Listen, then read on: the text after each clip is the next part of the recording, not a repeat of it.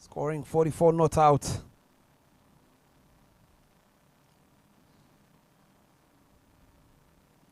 Lovely pass there from the young Juma Miyaji.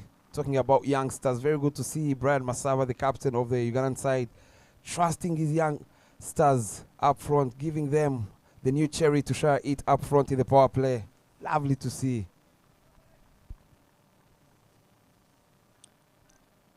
And speaking of the same youngsters, they seem to relish the opportunity to show the world what their mentor is.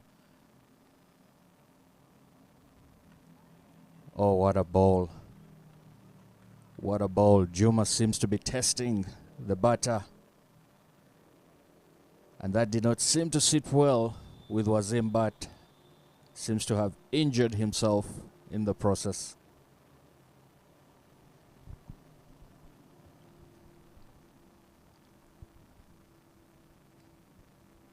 Juma Miyaji, not even bothered at looking at the batsman there.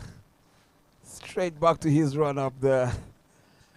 He's meaning business this morning here at Lugogo Oval. He knows this win here means a lot to his team and the captain. That seems painful was for Azim. He seems to be struggling a little bit there. He has his hands shaken, trying to shake off the pain. And we see the physio running to and fro, looking for the best course of treatment for him to see that this game continues. As the umpires stand in the middle, having brought the game to a standstill to have the player treated. What a good sign there for Wazim Bat. As a batsman, you don't want to be hit on that index finger. All know how uncomfortable it can be in the end. He's there, key player up front there. Very good batsman he is. Loves smashing the ball all over the park. But Juma Miyaji not giving him any room whatsoever up front. Very good contest here, reminding everyone watching across the globe, these two teams are still unbeaten. They got their wins comprehensively yesterday. And as we see Brian, the captain, having a laugh about with Juma and the experienced Henry Senyondo as they wait on the results of the treatment for Wazim. We see Roger Mukasa join them. They seem to be discussing strategy, though you can see that Brian Masaba and Henry Senyondo are having a laugh about. It could be cricket, it could be life, or it just could be anything else. Who knows? It is a game of no pain, no gain.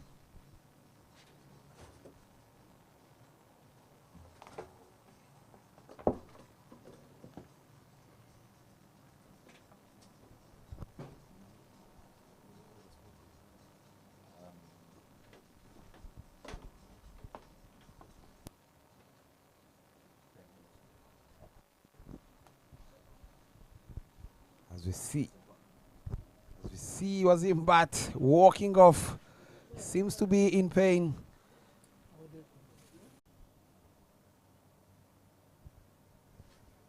He chose to take the risk there, knowing very well the only way he could get out is by run out. He'd probably be cussing himself for not dispatching that further.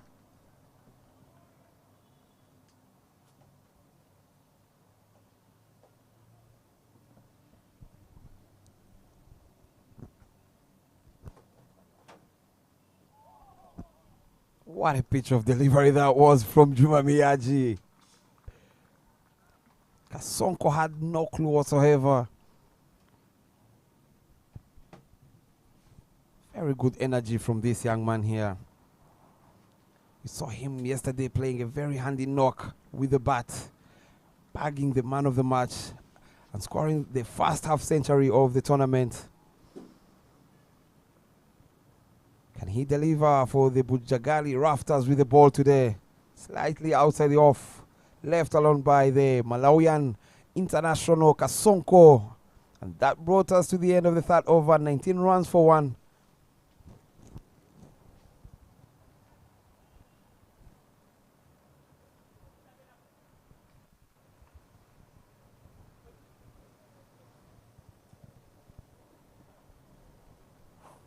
And with that, another youngster comes back into the attack.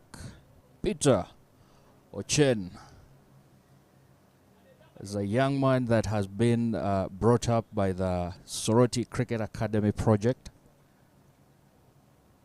He seems to relish the opportunity to show his skill off.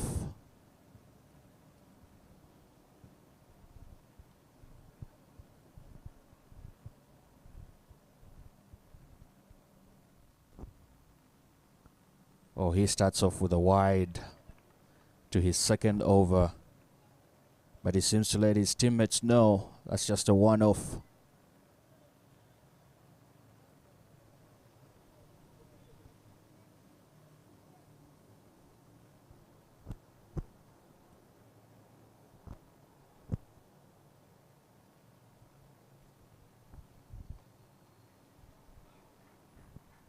Well guided there by Wawose. Straight to third man for a single. Soft hands there. Need to have a partnership or two out there in the middle. They just lost 2 wickets in no time. They know this is a big game. We had earlier at the toss Brian Masaba talking about restricting the Itanda Kayakers to not more than 120 runs to be in the comfort zone. Short ball pulled away. No one is catching that one. First maximum of the innings. Comes off Kasoko's blade all the way from Malawi, representing. Short ball and punished.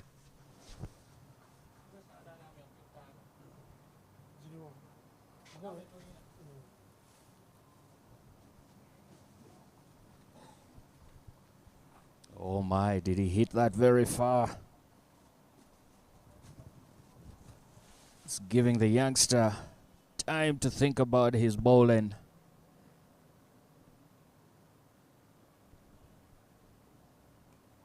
Oh, he comes back well. He seems to give a lot of thought into his bowling.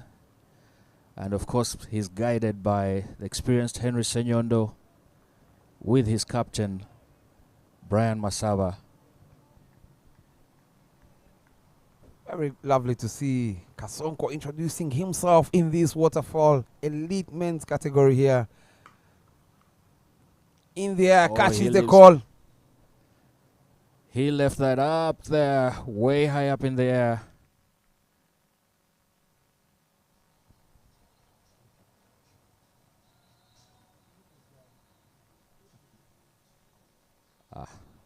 And Calvin Watua, who doesn't seem to drop many, takes that to the delight of his entire team. As you can see, the congratulatory messages that are coming on from his teammates can show you just how much of an appreciative catch that was to them. When you look at that replay, a little too greedy from Kasonko. He already had a 6 in that over. But again, that was ball in the slot. Tried to go over the infield, but holds out to one fielder there, Calvin Watua. Very safe hands there. As we see the introduction of the captain himself, batting for the first time in this tournament. He didn't have a chance yesterday as they chased the score for naught. Can he get his team over the line? Needs to play a very handy knock here.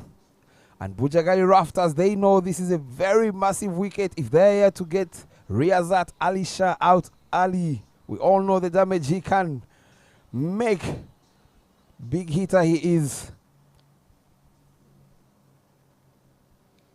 And it does look like Calvin's role as substitute fielder did come to an end with that catch he took.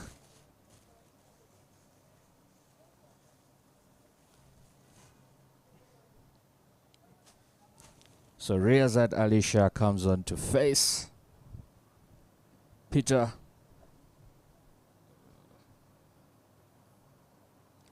Swings and misses.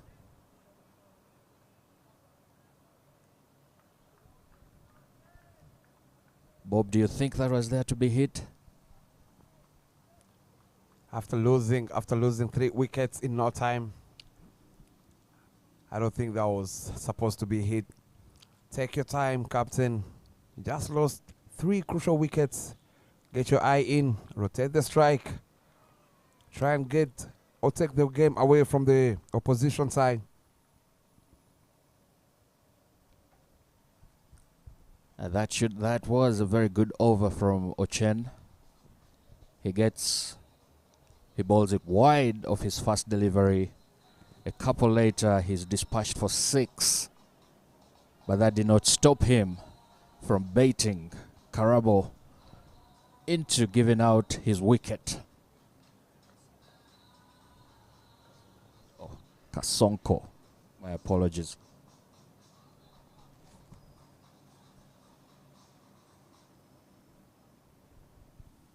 Interestingly, there on your screens, looks like Roger Bukasa, aka Papa, has been brought into the attack for his experience, I believe. Stephen Wabose on strike. 2 fielders outside the ring. Long on fielder, the captain himself, Brian Masaba, and deep square leg, Munil Ismail, the young man there, the youngster. Can Roger Mukasa deliver for his captain and Bujjagali Rafters? It is 28 for 3 in 5.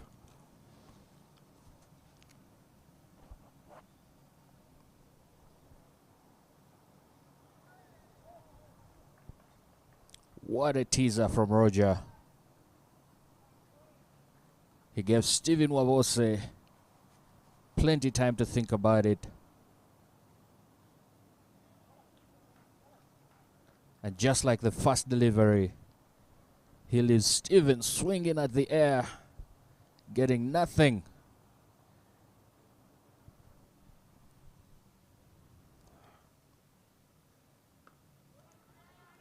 Lovely. Good running there from the captain. Releasing pressure from the struggling Stephen Wabose, who had no clue of what Roger Mukasa was bowling, telling him, let me take guard. Let me take charge as the captain. By the looks of those 3 deliveries from Roger Mukasa, I believe Brian Masaba is going to introduce another spinner from the other end. The ball is doing some turn there. They say heavy is the head that wears the crown. And Riazat seems to be feeling a little bit of that, knowing they are 3 down and they're looking for the runs. With the current run rate of just above 6, Brian Masaba would be happy with the restrictions his team is putting on the batting side. And Roger seems to be pegging Riazat Alisha, who we all know is a hard hitter of the ball.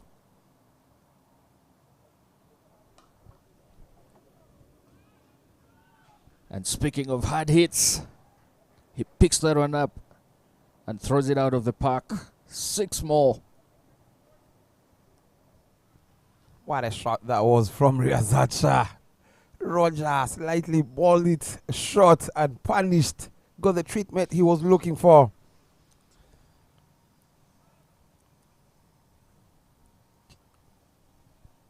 That's the end of the 5th over. 35 again for 2. It is, yes, Falaksha from the other end. More spin coming in. Stephen Wawose on strike.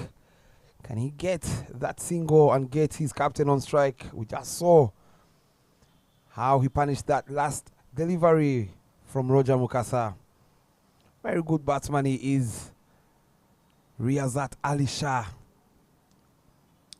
Yeah, it's also good to note, Bob, that Steven can also hit the ball, though I'm sure in this moment he would be thinking his captain is better suited to hit it further than he would do.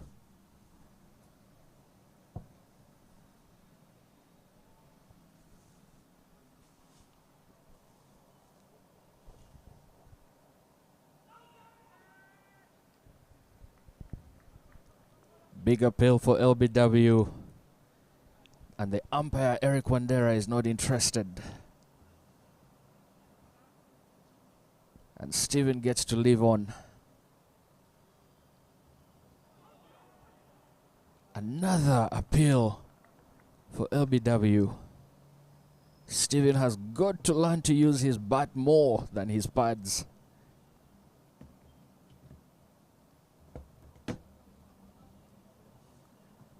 And Falaksha seems to know this. Steven tickles it down to fine leg. They get two there. That's relieving the pressure a little bit on his Itanda side.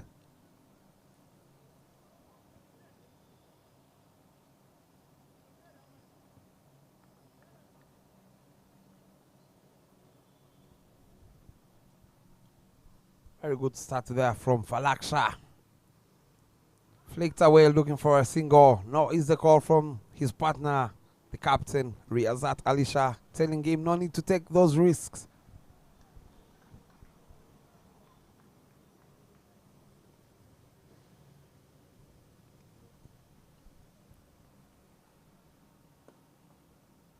Calls downtown, but there's protection. Juma Miyaji, they can only get a single in the end. Very good over this is from Falaksha. Riazat Alisha back on strike to face the last delivery of Falaksha and the last over of the power play. Can he go for a biggie?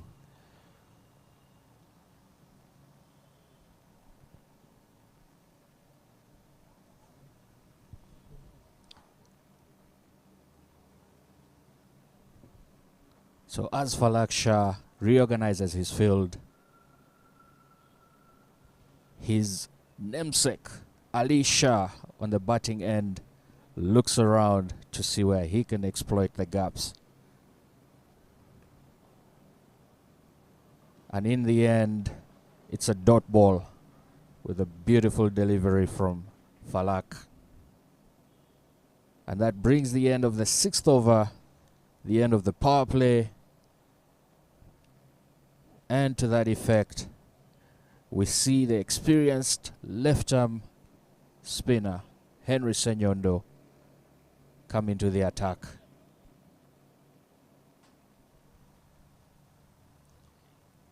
Henry Nyondo Senyondo, the left-arm orthodox. Saw him striking yesterday in his first over, getting rid of Rwanda International Orkidetu Isenge straight away. Very good handy with the ball. The best in the business in Africa is Henry Senyondo. On strike is Steve Wabose. The power play is done. The field is spread. As a deep square leg, long on. And longer fielders are outside the ring.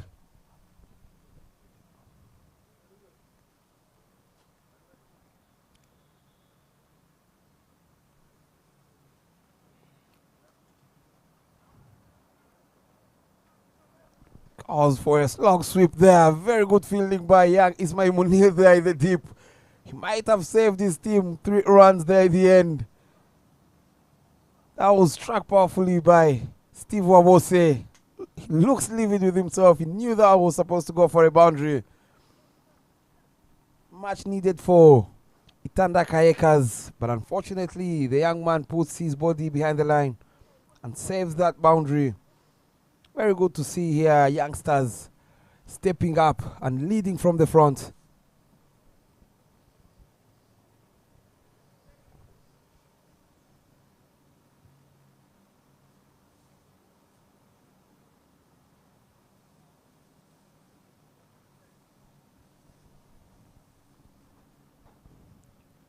Very good contest here between Henry Senyondo and Riazat Ali Shah.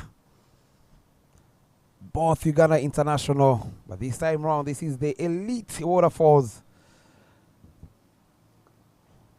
Soft hands there. Gets a quick single. Very good batting here. Good cricket all round.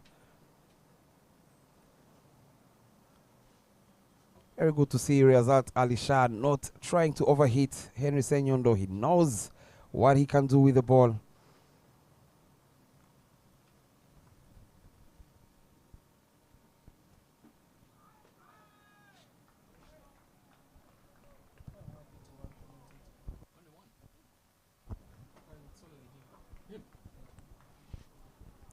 Lovely piece of bowling there.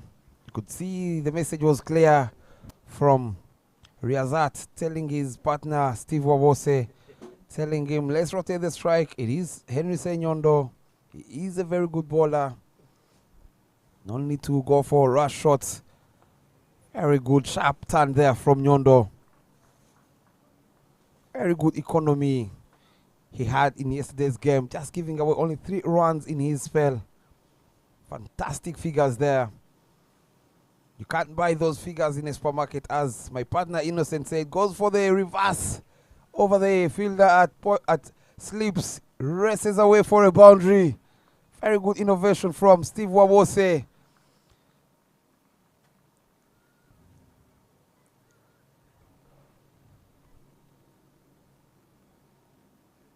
He didn't get enough connection, but it was enough for it to race away for another boundary.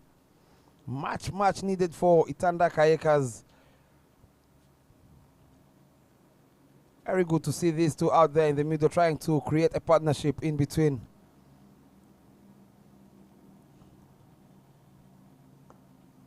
Straight back to the bowler. That's the end of his first over. That's the end of the 7th over. 44 for 2.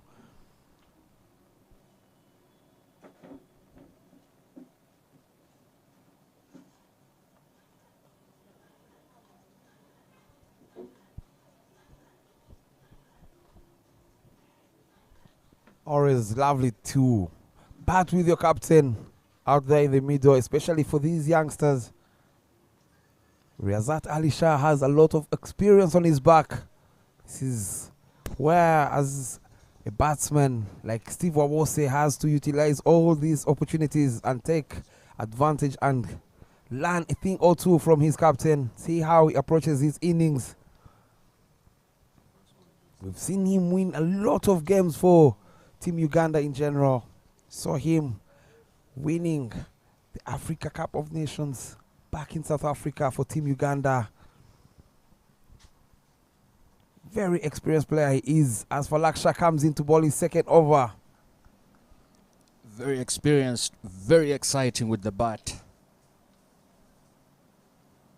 And we can all agree that in a game of T20, the excitement is often generated from the batters.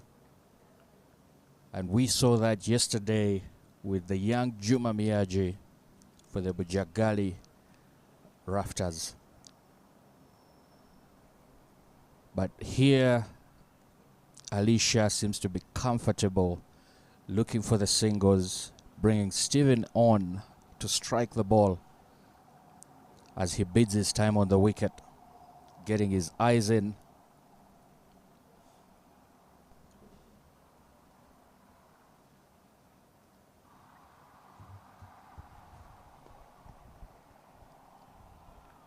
Another dot ball, punches it straight down to cover to find the hands of Roger.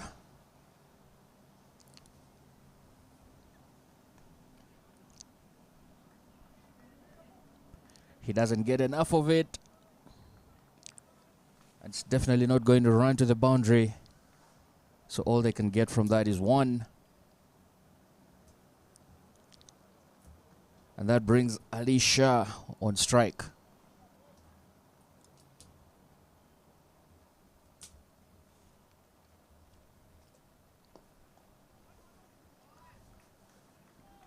Punches it down again. Gets the single.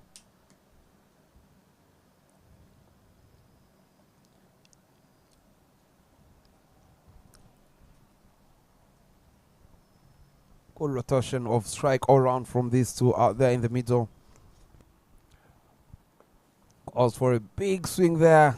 Doesn't time it sweetly, but he can only get a single. See Karabo there at mid-wicket, put in a dive. That's the end of the 8th over. The scorecard reads 48 for 2.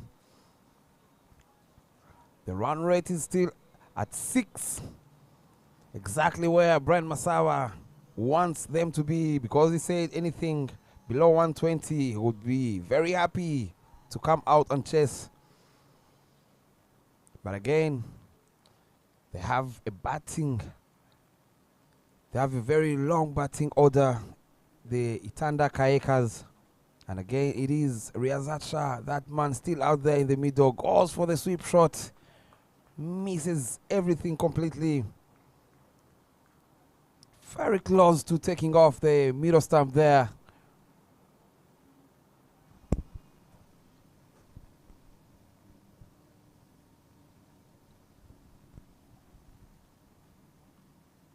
Again, same shot.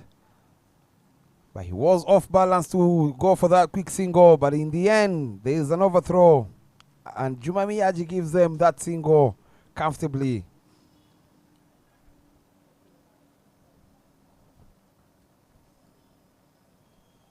The experience of Henry, the cheekiness of Steven. That seems to be brewing a little bit of a battle in the middle. Who will get the better of the other? And again, Alicia tickles it in the hopes of getting one. But Roger is there to make sure that that is an impossibility.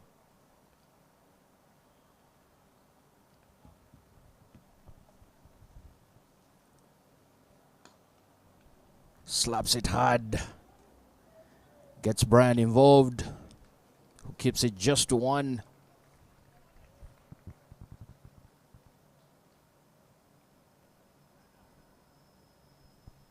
Very good feeling there from the captain himself at the boundary, denying Riyazat Shah the second run.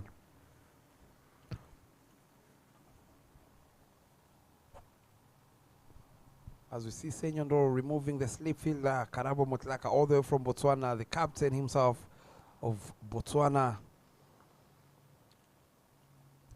taking him to deep backward point.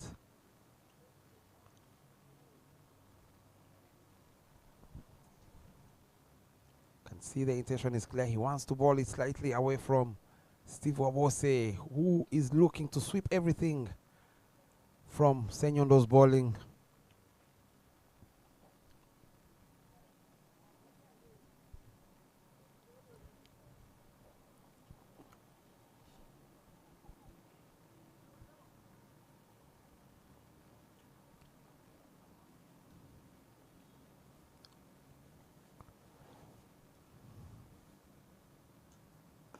In the air, fielder under it. It is the captain himself, Brian Masawa, who doesn't drop many. Takes a comfortable catch. He had to run a couple of inches on his right.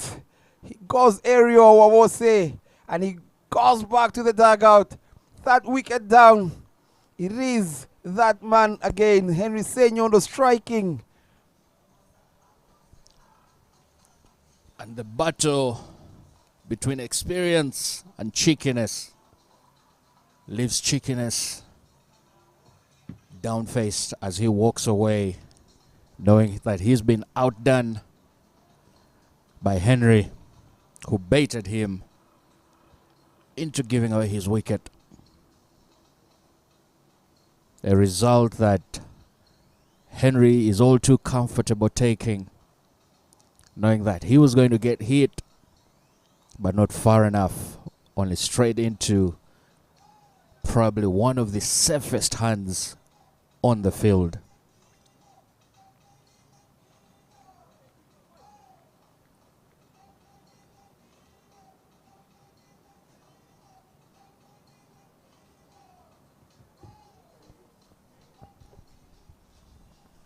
Every two massive talents out there in the middle. Alpesh Ramjani out there with his captain. Very talented player he is. We saw him back in South Africa in the African Nations, getting a few good knocks for Team Uganda. Can he deliver for the Itanda Kayakers here to a healthy score, a comfortable score that they can defend? This should be a good partnership, Bob. Looking at the two of them who play for the same club in the local league, they should be knowing each other's batting strengths. They should be knowing how well to play around the obstacles that they'll face. And as such, I believe we should be in for a great spectacle.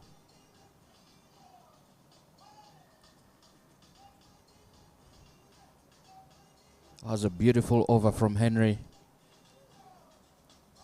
If 6 and over was ideal for the captain Brian Masaba, 5.5 will be something for him to smile about. And it will be something for him to think about. Tightening the screws should be what's on his mind right now.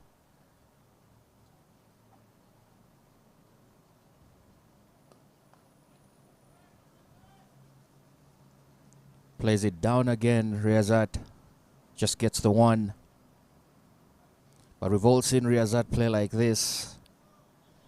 Bob, if you remember that final against Tanzania, Riyazat went about looking for the singles, playing with Deus Muhumuza. And it was in the penultimate overs that Riyazat got up and dispatched that ball as far as he could to see the mammoth total that Tanzania set for Uganda become something of a child's play. And in comes a boundary from the new batter, Alpesh Ramjani,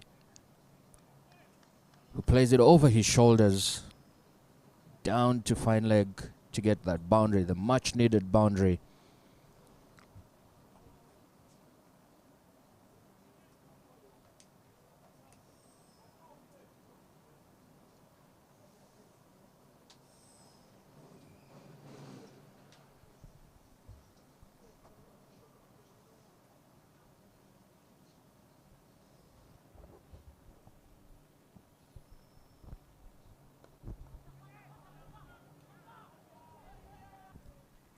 What just happened there? Plays it over the infield through the extra cover region, but Roger slips. In the end there, that was supposed to be an easy catch and a big wicket for Bujjagali Rafters.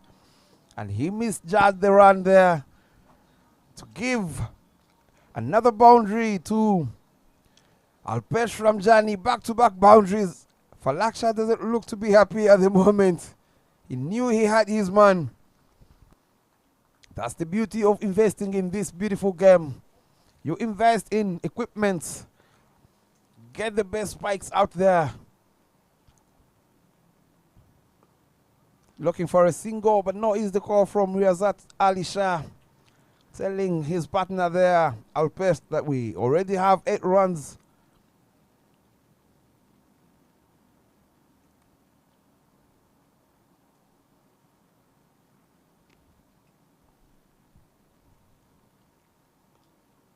Soft hands there. Quick single in the end.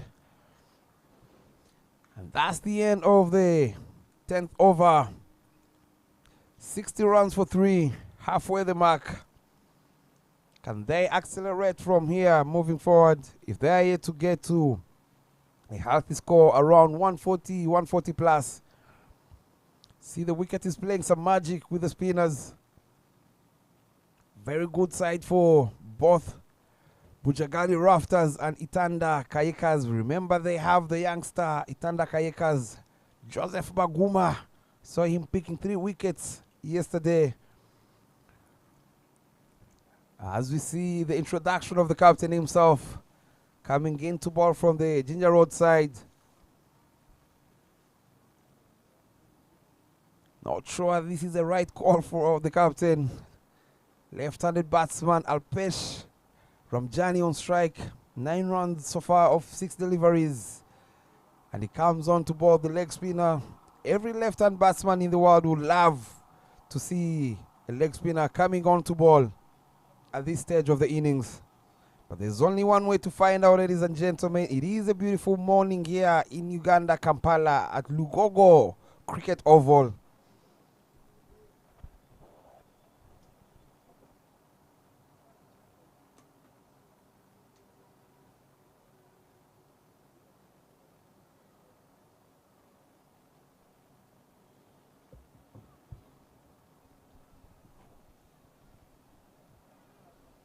Leg side is packed. 3 fielders out there, long on deep square leg and deep mid wicket. Starts with down the leg. Chest is on. The ball is racing away and races away to the boundary. Poor start there from the captain himself. That was a nothing ball from Brian Masaba. Helps it away is Alpesh Amjani.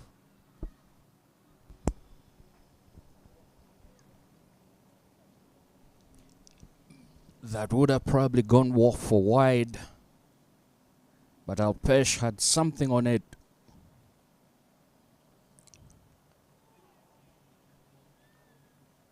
Brian returns with a pitch of a delivery that sees Alpesh edge that ball for 1. Gets the single, brings Riyazat into the attack, leaving many with the question, is this where he accelerates or is this where he continues to bide his time? But Brian knows how much of a danger man Riyazat is.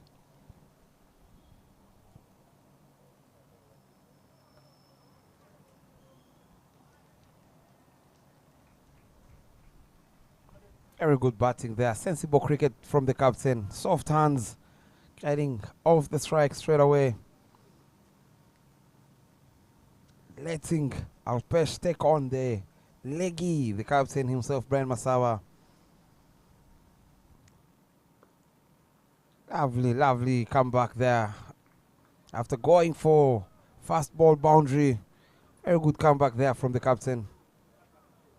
The wicket seems to be doing much there, favoring the spinners. Looks like a day 4, day 5 pitch already. In the air, catch is the call. Who wants it?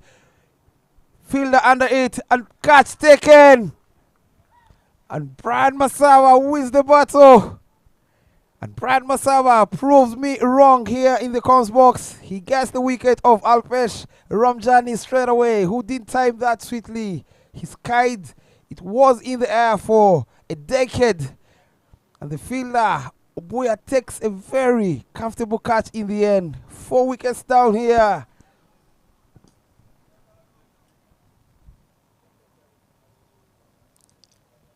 Alpesh's captain, Riyazat, does not seem to be too happy about that. And with the fall of Alpesh's wicket, we see Wazim Bat return to the crease after a small spell outside with an injury. We would also like to thank our sponsors, Pepsi Uganda, Rock Telecom, Kenbright, Century Cinemax, Uganda Cricket Association, Plascon, Blink Logistics, and Batball.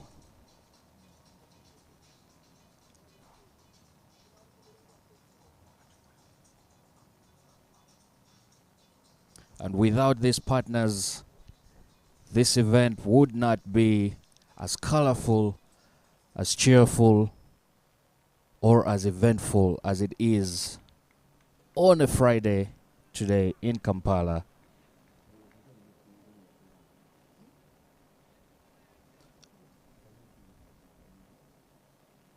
Ho ho! With that injured arm, Wazim reintroduces himself.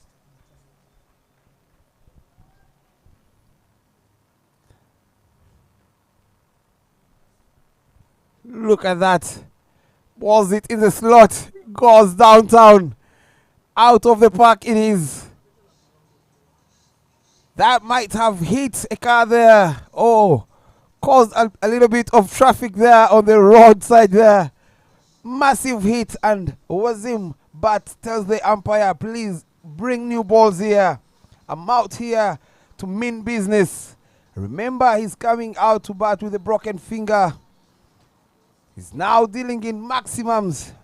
Much needed for Itanda Kayakers. That was in the slot and punished. That's the biggest so far in the tournament, I must say here, ladies and gentlemen. I think to say punished is putting it mildly. That ball was surely, for the lack of a better term, it was clobbered with a lot of brute strength. He muscled his way through, gets it out of Lugogo, to the delight of many fans and his teammates. And that brought the end of the over, pushing the total to 72 for 4.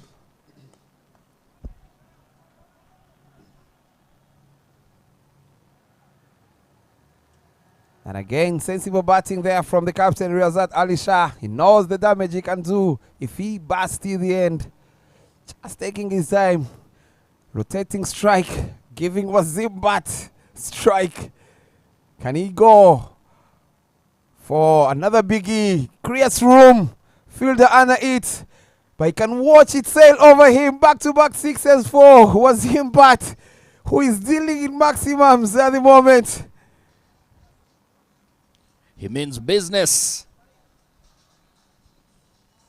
I think it did not sit well with him during his time outside receiving treatment that his team was striking the ball so slowly.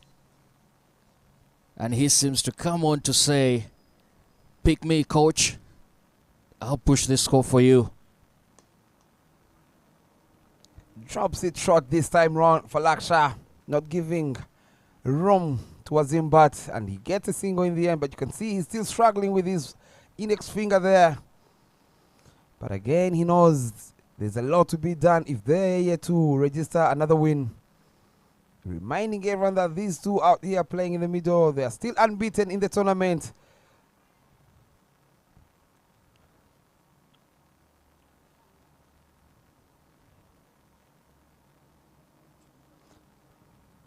Falak Shah thought he had a finger on that ball before it uprooted the stumps on the non-striker's end. But the umpire was not interested. Simply shook his head and said, play on.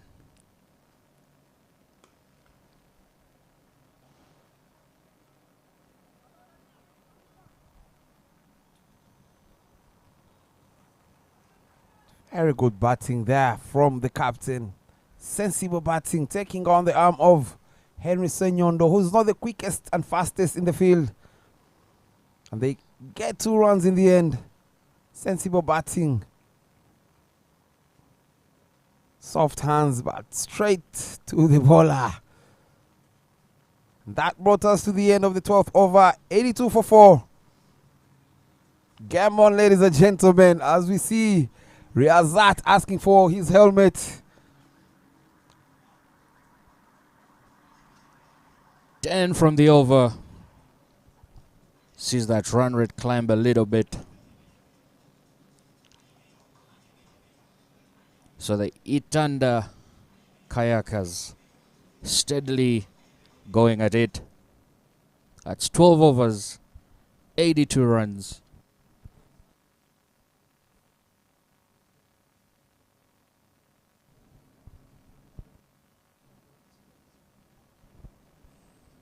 So, Bob, if you had to speculate, what do you think would be the total score at the end of the innings?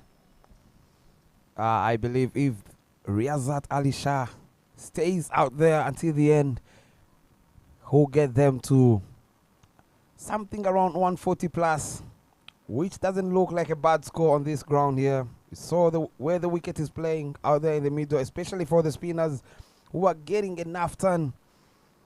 And some balls are keeping low, so anything above 7 runs and over will be very handy for Itanda Kayakers. A little bit of chap there from the two you guys. The captain telling Juma Miyaji, remove your white amber in the air. But very safe, straight to long on for a single.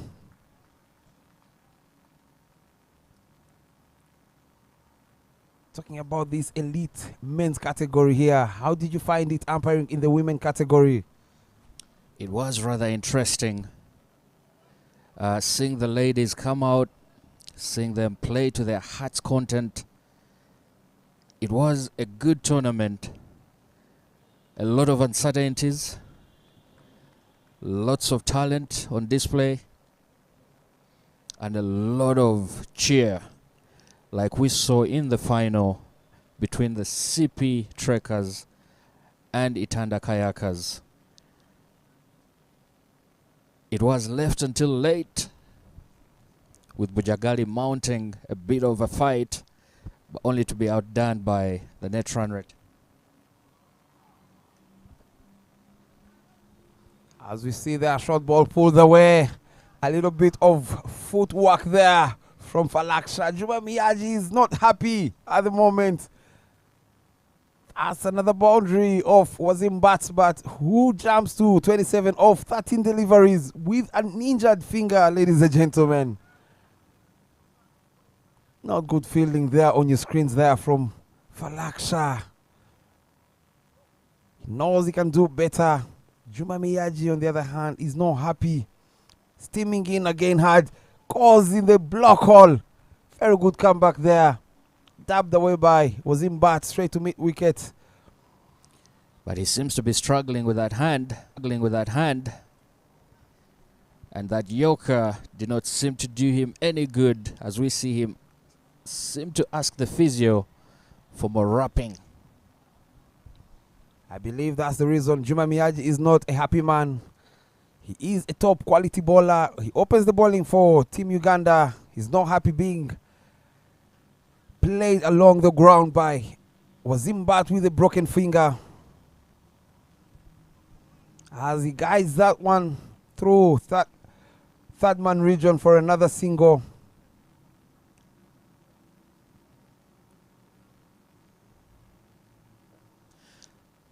It is good to note, Bob, that these two, Juma and Riazat, have their own personal battles going on, which stems from the times they are training together on the national team to the times they play together during the trial games. And they are great friends off the field. But with that, the over comes to an end.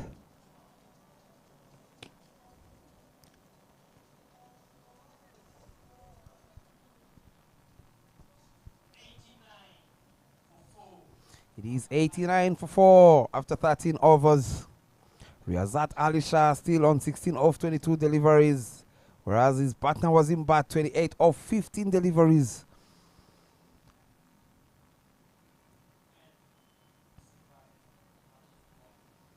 On the other hand, it is the introduction of the young Siraji Subuga. We saw him yesterday picking 3 crucial wickets. 2 of those ones were Henry Senyondo, who played across the line and was knocked over, and then Sami Sohel, all the way from Malawi, smashing a 6 of his second delivery and becoming too greedy to go after the third delivery. And Siraji caught his second wicket and ended up bagging 3 wickets in yesterday's game. Can he deliver yet again for the Bujjagali Rafters? talking about Siraji Nsubuga here. He's been here for a long time. Not sure why he hasn't made it to the national side. He's been there in the trial games. I've seen him with some good figures with the ball and even the bat. Is this the time and chance he has to show his skills? Starts with one full, driven powerfully back to the bowler, straight to the side screen. That took microseconds to get to the side screen. Very big shot there from Wazibat, who jumps to 32. And looking at a replay, Siraji seemed to have wanted to put his boot in the way.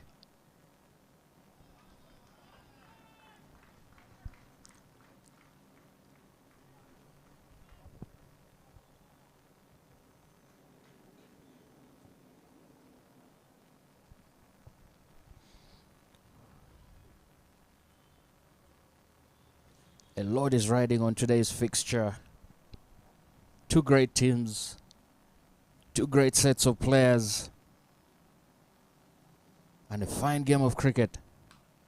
Oh, and Wazim leaves it up in the air. Juma comes steaming in to beautifully take the catch to dismiss the danger man. What a catch that was from Juma Miyaji. Let's wait for the replay. He might have covered 30 meters from the boundary. Look at that. Balls it slightly outside his reach. In the air he was. Juma Miyaji all the way from long off. Covers a lot of ground. Eyes on the ball. Catch taken in the end. Comfortable. And Siraji strike again in his first over. Just talked about yesterday's wickets. Too greedy again from Wazim Bati. Had a boundary and 2 runs. And he tries to go over the bowler's head, but he can only hold out to the only fielder in the deep, Juma Miyaji, who takes a very good running catch in the end. Safe hands. This young man here, Juma Miyaji, you cannot put him out of action. He's everywhere. We saw him yesterday scoring the half century and the first one of the Waterfalls elite men's category. And now he takes a very lovely running catch there to dismiss Wazimbat, who was looking to be destructive. And it is another youngster, Pascal Murunji, the former captain of the under-19 side that played in West Indies, taking on Siraji Nsubuga. They know each other, plays it straight to the bowler. Siraji, he is a happy man at the moment. Speaking of happiness, the captain Brian Masaba settles under that ball, takes a second wicket for Siraji. He should be really happy with himself for introducing Siraji into the attack. And that is 2 crucial wickets in just with a ball to separate them. This seems like it's not going the way for the Itanda Kayakers. Look at that. Pascal Murunji just faced one delivery and decides to go aerial. It is one of the safest hands in this cricket field. Brian Masava at long on doesn't move even an inch. And Siraji has 2 into. Very good bowling from Siraji Nsubuga here. Trying to show the selectors what he can do, the skills he has. We just talked about why he hasn't been on the national side. But you can see he comes, he delivers for the Bujjagali Rafters at the right time. Just got 2 wickets in no time. As we see the introduction of Anas Beg coming in already. Itanda Kayakers there, 6 down in no time. Anas, another youngster, the son to the legendary Akbar Baig, who's played his trade with the Tornado Bees, but also, most importantly, he's played for the Uganda national side. Retired, but not out of the game. And that brought us to the end of the 14th over. 95 for 6. And Siraji Subuga again. He's now, with those 2 wickets, he's leading the bowling chart with 5 wickets. Very lovely to see.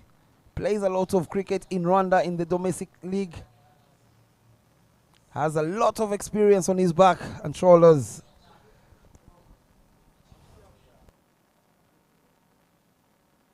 On your screen there, it is Henry Senyondo. Left-arm orthodox coming into ball from the Ginger Road side. Riazat Ali Shah, the lone ranger out there. Still on 16 of 22. He has failed to get a partner there in the middle. Doesn't look to be happy at this stage. Very disappointed with his fellow batsmen. Just throwing away, chipping away easy wickets.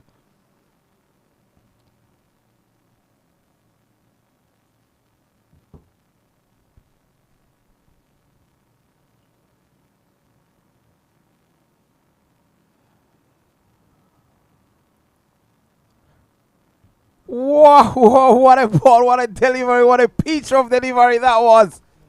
Oh, wow. This does look like a dancing studio. A little bit of Zumba, a little bit of Rumba, and a few steps. You could think there's a song playing on the wicket over there. And Henry Senyondo, the singer. What a delivery that was from Henry Senyondo, the only bowler who's getting that much turn on this wicket. 2 is the call. But the captain, Riazat Ali Shah, is not interested. Had a very good chat with one of the Rwanda international, Kevin Irakoze, yesterday, telling me that he is a leg spinner. But Henry Senyondo was the only player and the bowler who was turning that ball on the same wicket he was bowling at. Asking me if I can let them have a chat and share a few skills after the game. I hope Kevin Irakoze is watching. Flicked away again from Riazat Ali Shah for a single. Brian Masawa, he's everywhere. Gets in a sharp throw there to the keeper, alerting the keeper. Brian is definitely not somebody you can take out of the game. When you want to see him take the catches, he'll take the catches. When you want to see him stifle the flow of runs, he'll be there. In short, he is your man when you're out there on the field. And Henry knows that.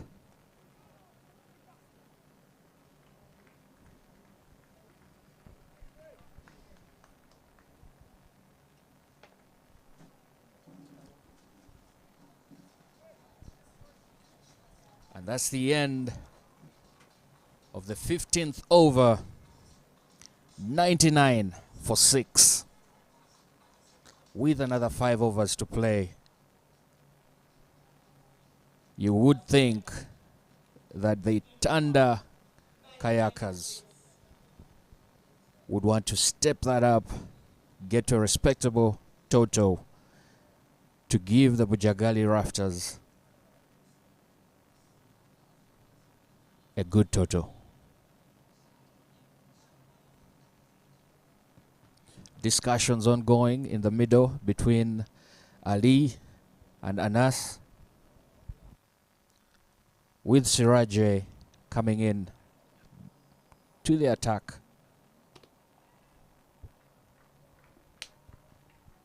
Driven straight to Juma Miyaji at long off for a single. Can Siraji Subuga yet again deliver for his captain, Brian Masawa, and in general the Bujjagali Rafters. These two teams are yet to lose a game in this tournament, but either way, one of them has to lose today. And especially in this game here, it is a double header for Itanda Kayakers, who are taking on later in the afternoon the CP Trekkers, who lost their double header day yesterday. Big shot. Catch is the call. And catch taken. And Siraji Subuga yet again delivers for Bujjagali Rafters. He gets rid of the captain himself, and this is the big fish. Riazat Ali Shah. Very impressed with this young man here, Siraji Subuga. Bags his third wicket of the day. Can see walking back, Riazat Ali Shah knows he didn't time that one. But he has to walk back to the dugout with one of the horrible and very low scoring innings he has ever had. 18 of 24 deliveries. I must say, Bob, the youngsters today all seem to be in song. This is the one team we get to see with plenty of young talent on their side. And so far, they've all been doing well. We've seen Juma Miyaji take a brilliant catch. We've seen Munir take another brilliant catch in the deep. We've also seen Peter Ochen with the ball strike and pick 2 wickets in the 2 overs he's so far bowled. I must say, the youngsters today are really having a ball out there.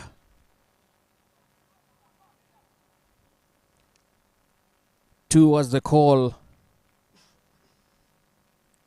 but it doesn't seem like this new batter, Bilal Hassan, would have made it. So he said no, stuck to his guns and just took the one.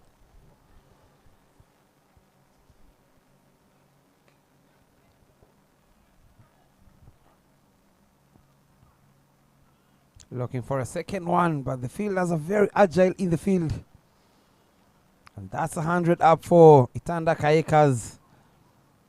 They got to the three-digit figures in 15.4. Pulled away again. No fielder. 1 bounce for 4. Poor delivery there from Siraji Subuga. Don't want to bowl those lines to tail enders. That brought us to the end of the 16th over. It is 106 for 7.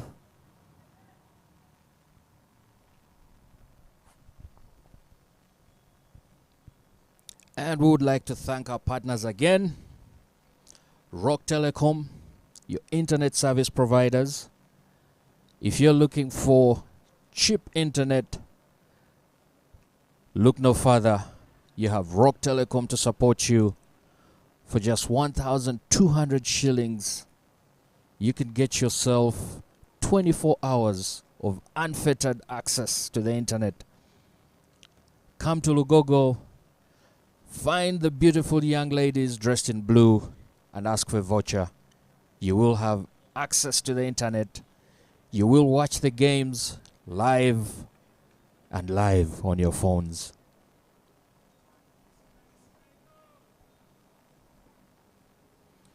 Henry Senyondo is back into the attack to bowl the 17th. Starts with a dot ball.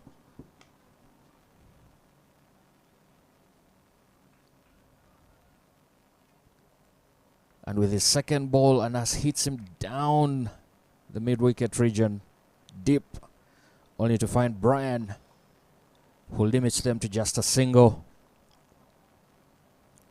And that brings Bilal Hassan to face off against Henry, who's bowling his 4th and final over of the innings.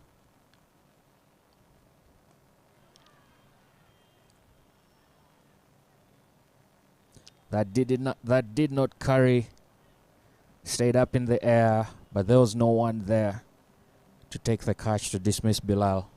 Safely takes a single, pushing that total to 108.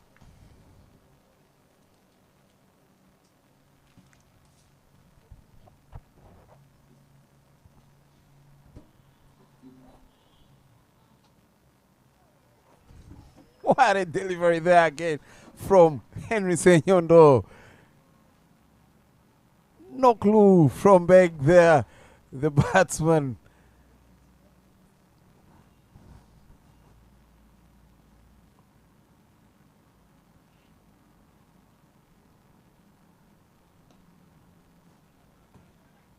2 is the call. But you don't want to take on the arm of Robinson Obuya there at long on.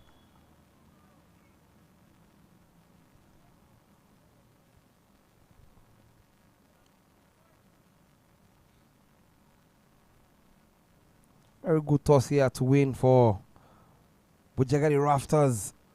Brian Masaba said it earlier that 120 would be very comfortable for him and his side to chase. What just happened there? An overstepping from a spinner. Not many times we see that happen. That is very strange. I will tell you that. No ball from a spinner. You would think it could be for field placements, but no.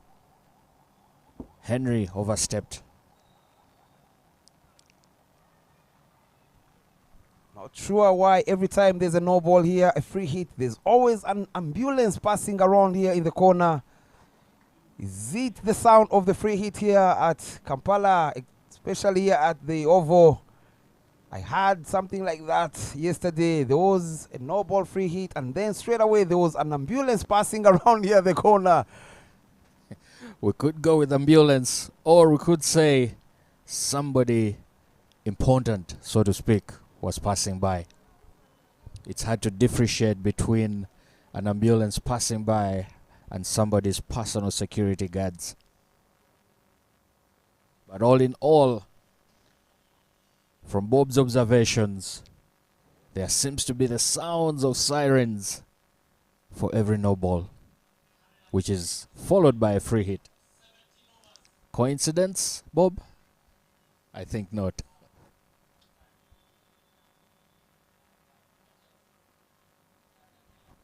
And the tournament's leading wicket taker, Sirajan Subuga, comes back for his third over. Oh.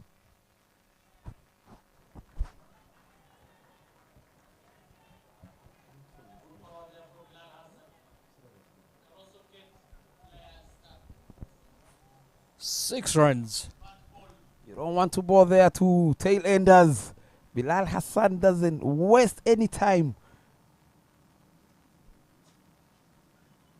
Again in the air. Fielder needs a lot of ground to be covered there. It is Brian Masawa puts in a dive in the end, but the dive goes in vain. And guess what? Another free hit from a spinner. This time round it is Siraji Subuga. These extra runs can be very crucial in the end. Not good looking signs here for Bujjagali Rafters, giving away free runs.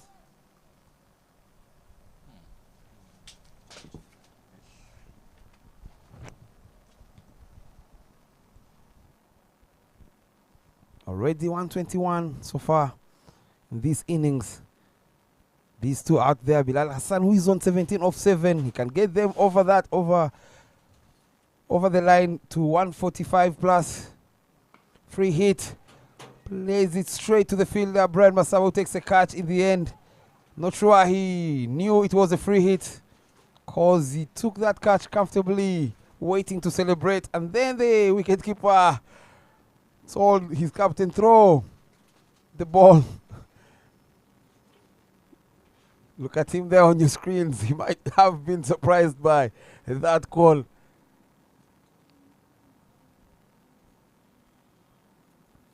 Cross across the line. Fielder there. Drops a sitter. What have you done there, young Munil Ismail?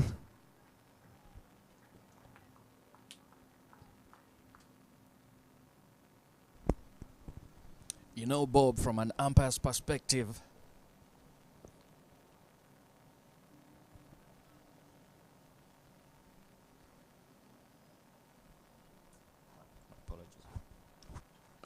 like I was saying, Bob, from an umpire's perspective, that call for no ball is not something that you who is outside can be able to judge.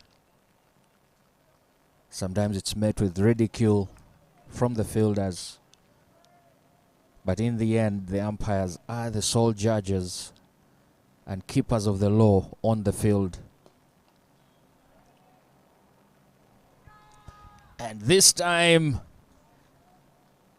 The chance is taken. He's left one too many up in the air. But this time he hits it straight to the safest hands on the field, who's taken his third catch of the game so far. Look at that. In the slot. Digs it out. Holds out one fielder, the best in the business. Brian Masawa already had taken a catch but off a free hit. But this time round, the batsman has to depart. Bilal Hassan was looking to be very destructive, striking the ball over 200. And in no time, Siraj Subuga bags his fourth wicket in the game, only conceding 28 runs so far. His 2.5 deliveries.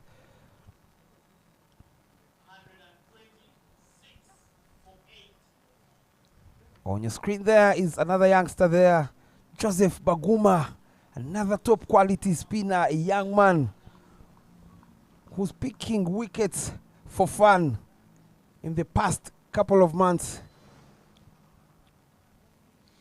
Yeah, Bob, speaking of youngsters, it is important to note that the tournament organizers made it known to all teams that they must draft at least 2 under-19 players. And of the 2 drafted, 1 must be on the playing 11 on a match day.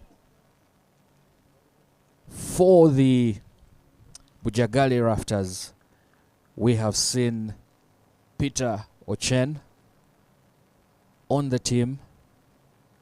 Brilliant pace bowler who's coming onto the side, has impacted his team. And for the Itanda Kayakers, in there to bat are 2 youngsters, 2 under-19 players. Joseph Baguma, who played with the under-19 team last year in West Indies.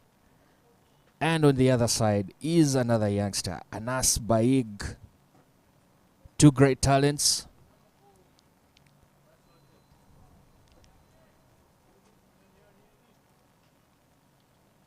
And bowling to them is another youngster from under-19, Juma Miyaji.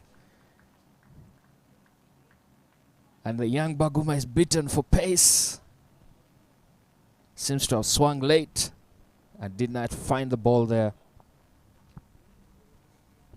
And the introduction of Juma Miyaji straight away. We all know what he can do in the death overs. Loves bowling the deadliest Yorkers. One of the best in the business, bowling at the death. We saw him knocking over batsmen at the end there. Calls for the rib cage there. Tabs it straight to mid-wicket for a single. The youngster there, Joseph Baguma. Juma Miyaji, very agile and athletic there. Very good to see these 2, talking about the West Indies under-19. These 2 were together in the West Indies. But here, this is the elite. Juma Miyaji means business here. No time to bring the past here, tells Baguma Joseph. This is the elite. Can he nail that Yorker? Which he does comfortably. Steaming in hard. Calls for the short ball, charges him, misses everything completely. Very good bowling here from the young Juma Miyaji. Still wicketless, 3.3, giving away 17 runs. He doesn't mind. He knows he doesn't get wickets, but he knows he can be very handy with the bat too. Saw him being the man of the match in yesterday's game with his handy 52 runs. And the man of the match in that game, short ball again, pulled away, misses everything completely. Very good to see the energy coming in to bowl the 18.4, still charging in very hard. Lovely scenes to see here. Yeah, we are seeing quite the aggression from both the bowler and the batter. However, first Juma comes in and now seems to show that he is equal to measure But he has missed all the two. Make that 3 now. And Juma is beating his counterpart for pace. I'm sure Anas would love to put back to that ball. But Juma, being Juma, he knows for a fact that it's not going to be that easy. He's not going to make it that easy for the batters, and neither does he wish to. He's more than happy to keep dotting. And finally, Anas connects with 1. But that's hit down mid-on to get 1. And that brings a close to the over.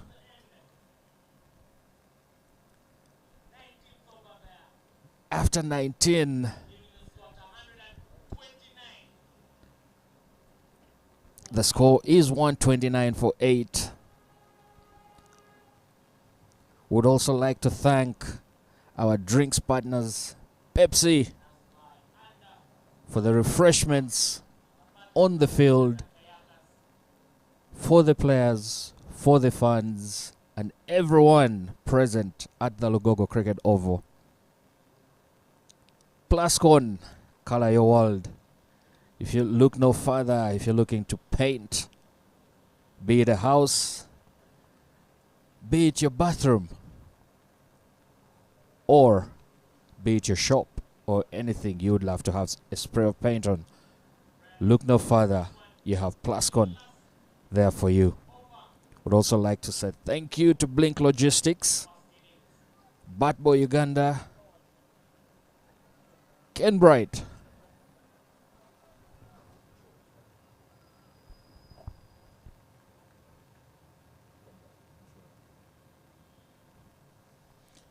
Ken Bright Insurance, if you're not aware, Century Cinemax.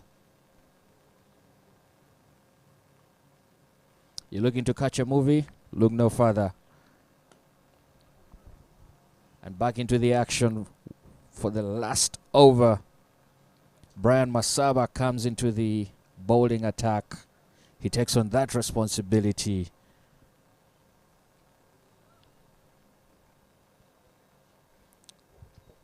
So here we see the batters have both decided to take off their cages.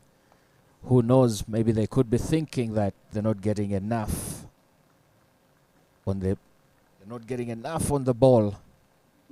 It's a very soft dismissal. Joseph Baguma hits it straight into covers to a fielder who easily throws the ball back to the captain to have him run out.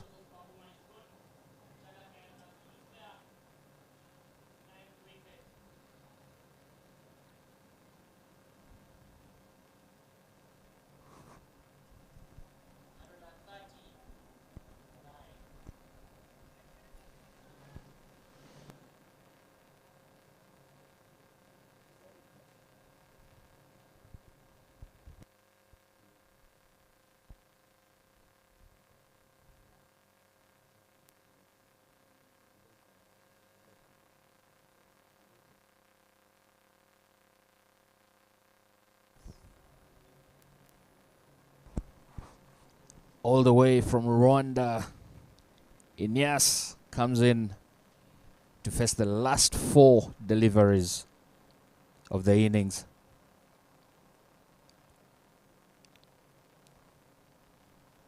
But it will be Baig on the receiving end who lofts it up in the air. And they manage to get 2.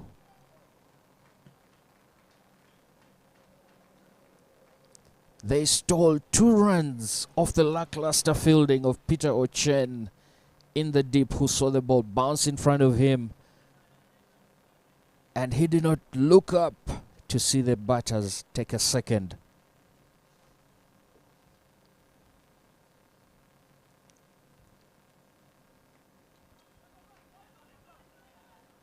Two is the call again.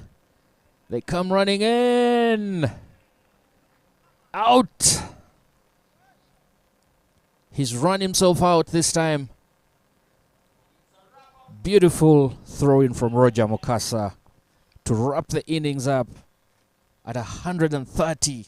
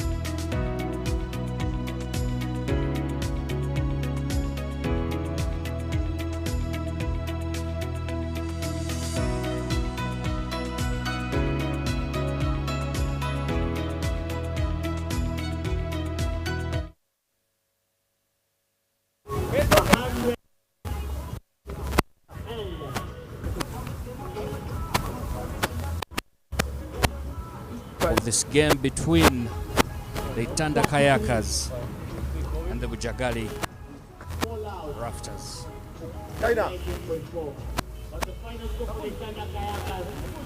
In the first innings, the Kayakers set a total of 133, leaving Bujjagali with 134 runs needed to take this home.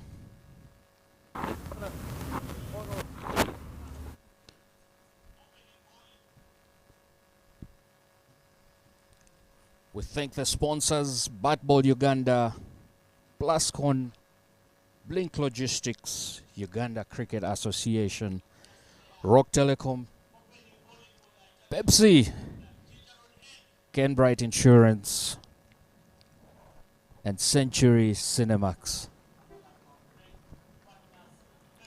Welcome back, ladies and gentlemen, here at Lugogo Cricket Oval.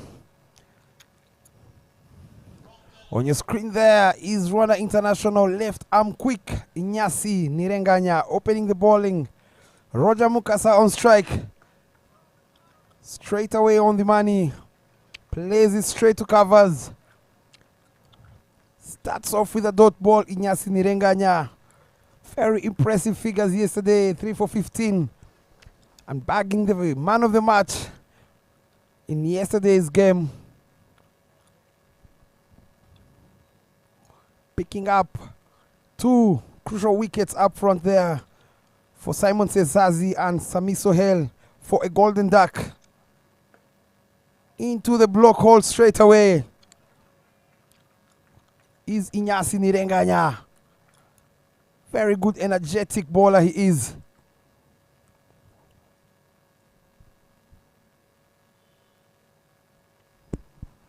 Exciting too, I must say, with that left arm. A bit of a pain to very many right-handed batters. And we can see that Roger is more than happy to keep playing him dead. But we all know Roger is the kind of batter that waits on that one delivery that he knows can get him the maximum. Very good to see this young man here all the way from Rwanda bowling at Roger Mukasa. One of the best in this format. Loud appeal there. But that looked like it was a little bit higher. These two go a long way. I saw in the previous tournament back in Rwanda in December, the Tri-Nation T20 Cup, Inyasi Nirenganya got a wicket of Roger Mukasa. He had to celebrate for that wicket for almost a week, knowing that he had taken one of the best players in Africa in T20 cricket. That was gone. If it was direct hit, Roger Mukasa was a goner there. Poor running there up front from Roger Mukasa. Gave up a little bit early. And he's off the mark, as well as Bujjagali Rafters.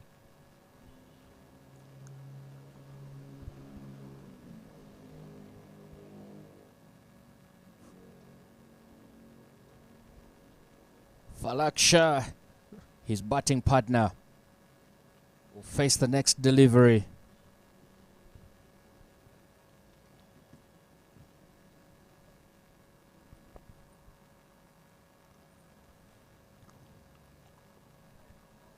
Can Inyasi deliver up front for his team in the power play? Very, very deadly in the power play. Straight away on the money, straight to long on. Very lovely over to start with, giving away only 1 run. That brought us to the end of the first over, 1 run on board.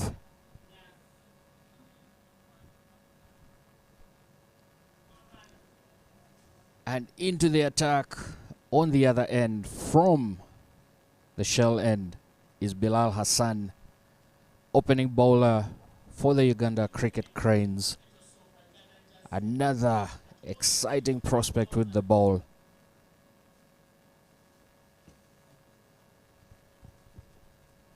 We see Roger ask the umpire before taking his guard. And he's double checking just to make sure he's not caught off guard. For we all know Bilal Hassan can ball it into the stumps.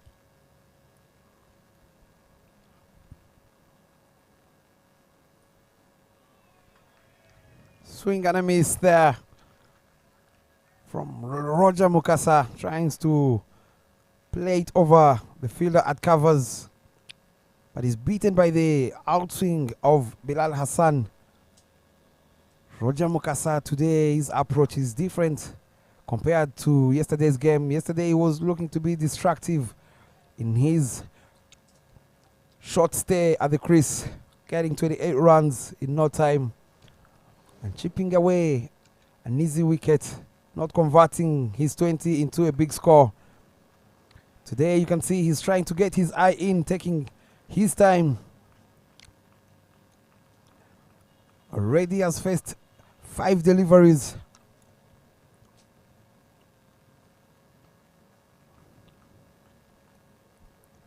I don't think Roger would be all too happy to repeat the mistake that cost him his wicket yesterday. Like we all saw, he did not seem very happy after hitting that ball straight into Frank Nsubuga of the CP Trekkers.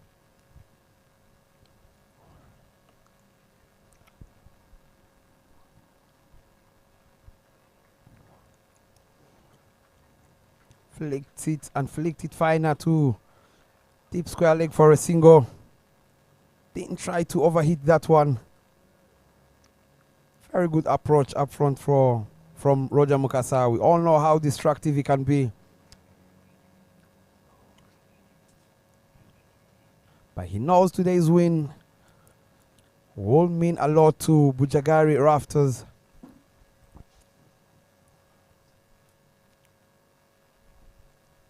As we see Falaksha on strike.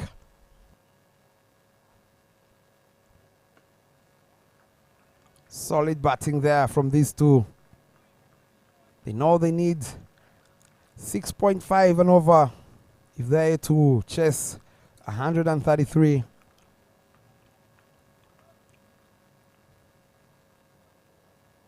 They have a very good batting depth.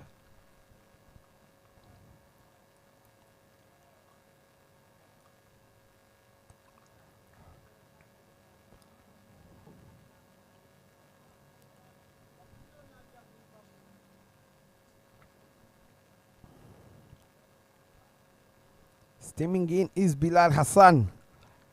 Flicked away. Finer this time. First boundary of the innings and the chase. Straight away off the blade of Falaksha. Pulls it slightly into the pads and helps it a long way.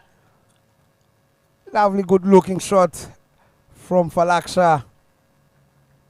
It is the power play. The fielders are only 2 allowed outside the ring. I must say that was beautifully tucked away with a little bit of expression that we often hear coming in from the fans. Nobody move. Just a flick of the wrist.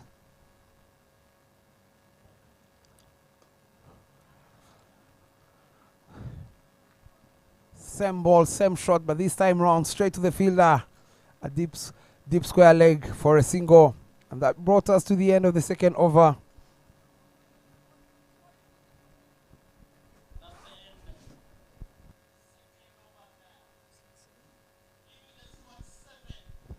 Seven runs for no loss for Bujjagali Rafters.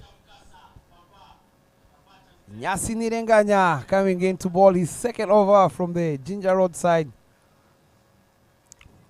Just balled a very lovely fast over, giving away only 1 run.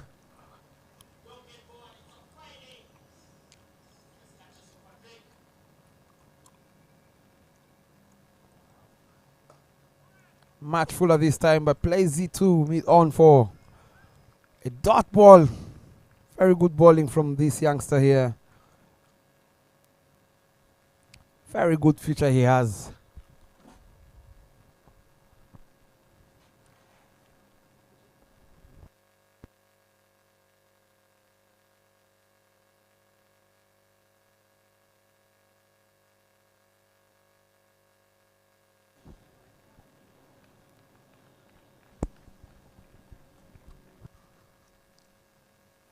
This is indeed a tournament for the youngsters.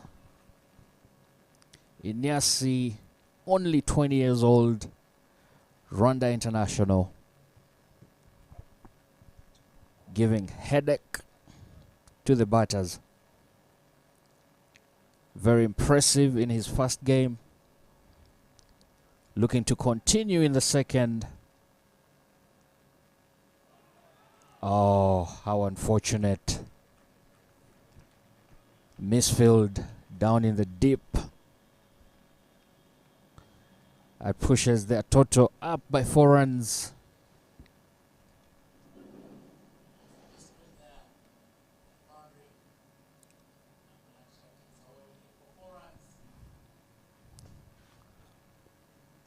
Kasonko, the fielder there in the deep, mistimed his run there. And the ball spun back to his left, where he had already lost his balance.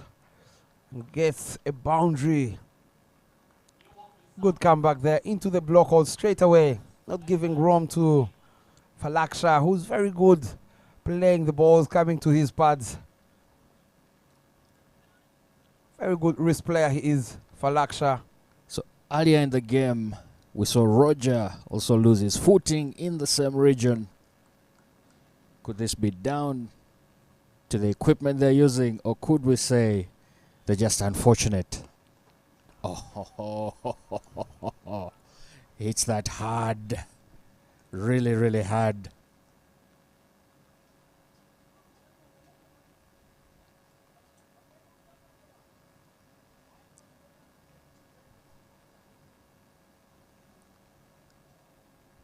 And the umpire takes a bit of time to confirm whether that went for 4 or went for the maximum. But the fielder gives him the assurance that that went only for 4 runs.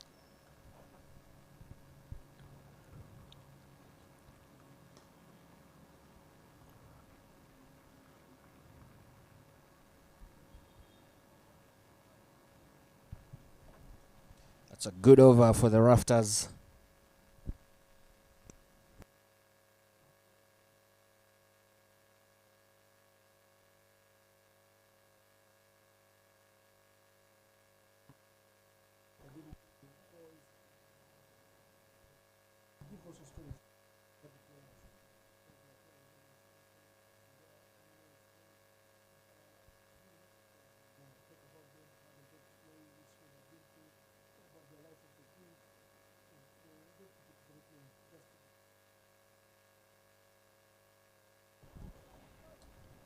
Looks to overhit that straight to the side screen, but Riazat Ali Shah is very quick on his feet to deny Roger Mukasa a single there. 3 overs down, 15 runs on board. And they are yet to get a wicket.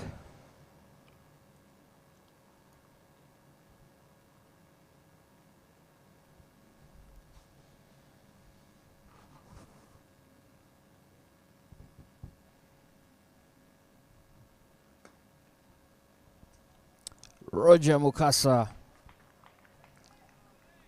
a player that caused a lot of shivers in many dressing rooms back in the day, playing schools cricket for Kololo Senior Secondary School. His was a name that was revered by many schools. Many bowlers were afraid to bowl to him. But today, we see very many bowlers like Bilal Hassan relish the opportunity to bowl at him and limit him from scoring as much as he can. Can see there Roger Mukasa on that pull shot is really struggling to time the ball. We all know he loves that short ball. He mistimed that one. He's been struggling. His first so far 10 deliveries, only 2 runs. Not the Roger Mukasa we all know from back in the days, as just mentioned, in the schools week. Along the way, Team Uganda.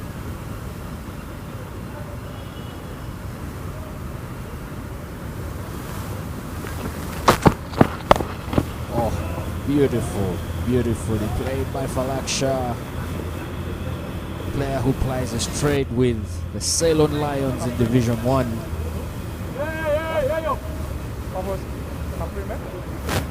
He seems to be comfortable playing anything bowled at his body. Look at that on the replay there. Alassane steaming in hard, balls a short ball down the leg, pulls away, held his best, 1 bounce for 4. That was a nothing ball there. We've seen already 3 boundaries. Scoring them in that region is Falaksha. Very good striking the ball on the leg side, on the hips especially. But they keep feeding him, and he's ready to comply and oblige with the bowlers. Hit me ball takes him apart, and Bujjagali Rafters are in the 20s. Delivery there into the block hole, and they get a single in the end.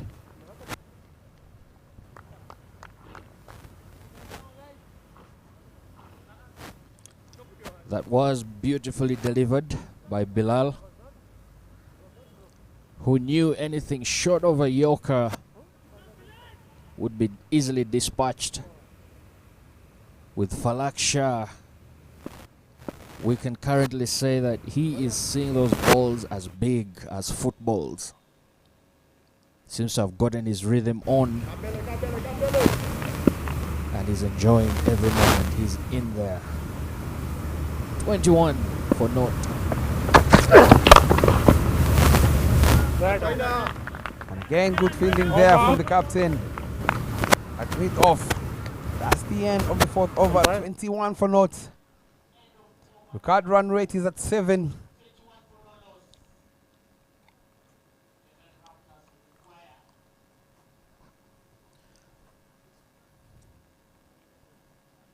So this might not be on your screens right now, but Falaksha seems to show a little bit of concern with the ball, and that has got the umpires in the center taking a look at the ball being used.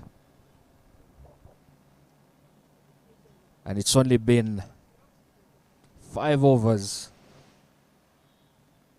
We just might see a change in the ball.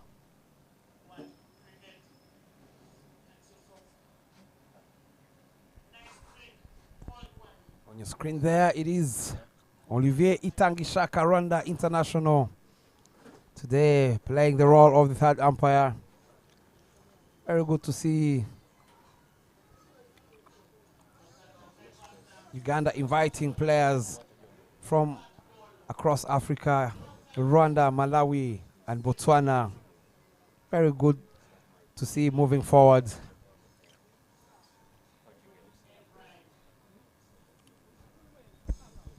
To our sponsors, Kenbright Insurance, Rock Telecom, Pepsi Uganda, Blink Logistics. We say thank you to Batball Uganda, Plascon, and Uganda Cricket Association. This tournament would be nothing without all the partners today. If you're looking for something to refresh yourself with, there's Pepsi. I'm sure you can easily get yourself one. You can also have a drink of water. Just look for Aquafina anywhere on the ground. I am certain you will find plenty to drink. If you're looking for a little bit of energy, there is Sting. Great alternative. Inyasi Nirenganya, all the way from Rwanda, has been given his third over. Riazat Alisha, the captain, trusting the Rwanda international, telling him, I know you can give us a gnarly breakthrough here, or try and break this partnership. Balls it slightly into the pads, flicked away by Falaksha for another easy single there. Very good delivery, good cricket all round from these two. Yasi Nirenganya, this young man here, just 20 years of age.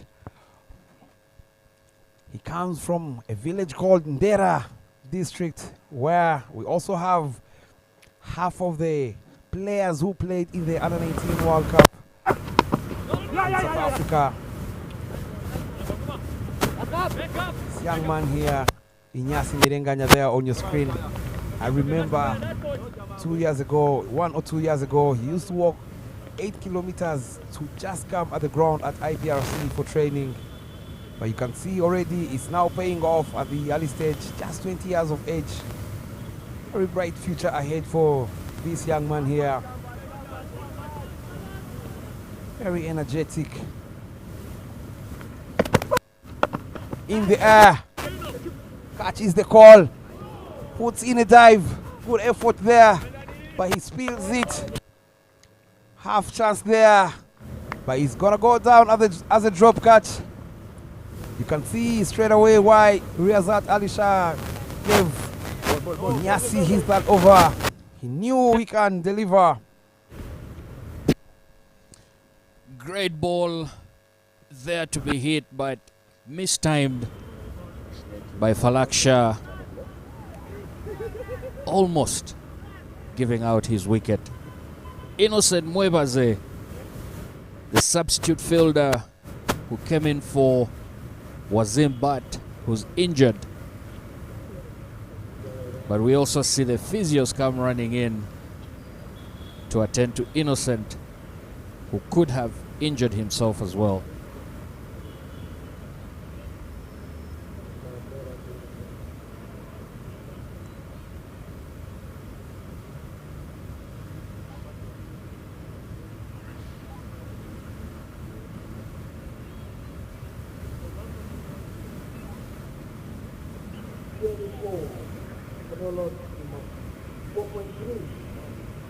.24 for no loss for Bujjagali Rafters.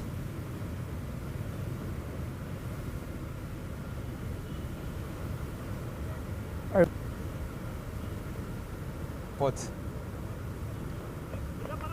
24 for no loss.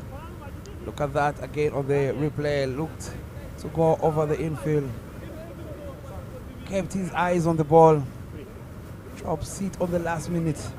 Very good backup by the captain, who keeps looking at his fielder, asking if he's okay. But he is a strong man. He's back on his feet. He knows there's a lot to be done if they are to defend 133 and get their second win in the tournament.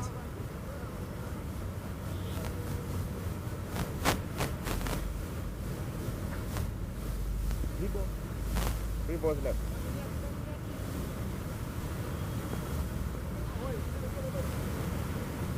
Roger Mukasa on strike.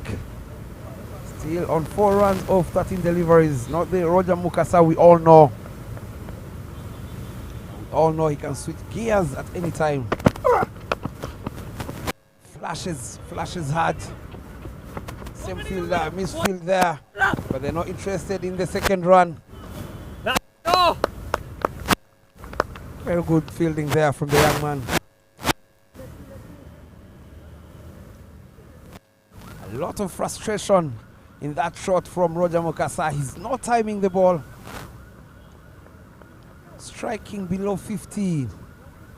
Not ideal for Roger Mukasa and the whole team Bujjagali Rafters. They expect him to up his game at this moment. And this stage, especially We're still in the power play. Into the block hole. Flicked away straight away. Took a Sonko at deep square leg for a single. Very good wrist player he is. Falaksha. They seem more than happy to just get the singles. I think this goes to show how much of an effort they have to put in to face off against Inyasi, a bowler who seems to be running a few circles around them. Oh, he bowls that short this time, but he still has cover at deep square. Gets another single to end the over. That's over number 5. 27 for Nolos.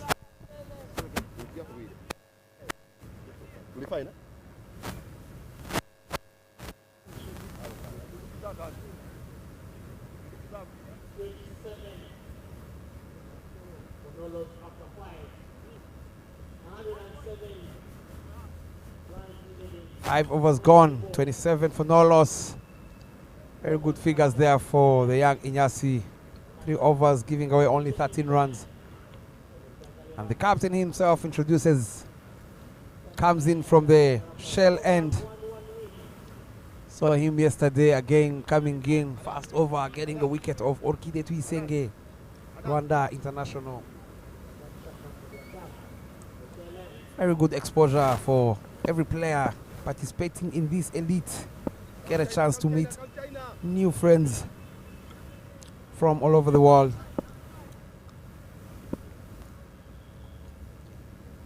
Very good contest here. Riazat versus Roger Mukasa, up and over. Chase is on, looking for a second one. They get there comfortably. Again, he didn't time that one. That would have gone for a maximum or a boundary. But he hits the bottom of the bat of Roger Mukasa.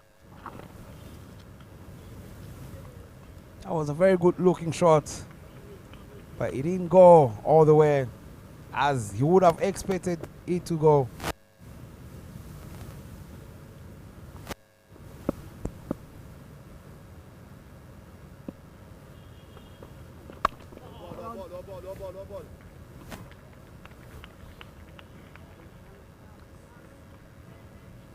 Again, Roger struggling to pierce that gap there between covers and mid-off.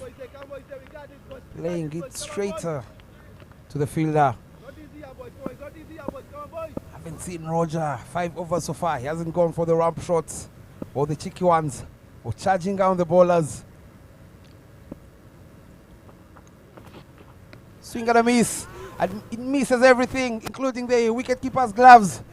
Steve Wawose, who looked to be dozing off there behind the stumps. Not happy is Riazat Ali Shah. That was a very good delivery, and it goes for a bye, 4 runs.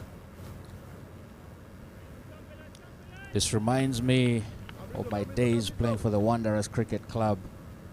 When you said swing and miss, you reminded me of my captain then, Dennis Musali, who had a tendency to chap at the batters, telling them that his grandmother drives the ball better than they do. But with this next ball, he makes contact, tickles it down to square leg to get a single and bring Falaksha onto the strike.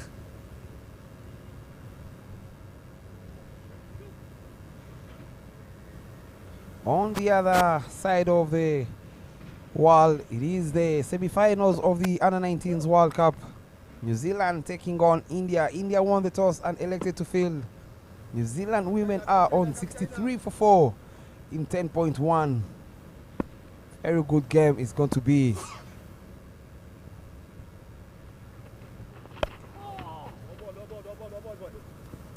And again with his wrists, Falaksha flicks it off his pad, off of Ali's bowling, to give himself the single, rotate the strike and bring Roger back on to face. And would like to give a special thanks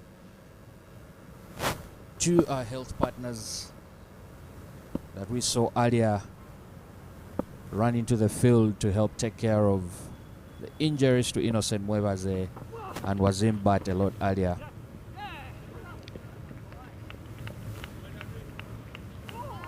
That was a bad ball. I think it's safe to say that Roger really is struggling out there. We've seen him dispatch those for 6.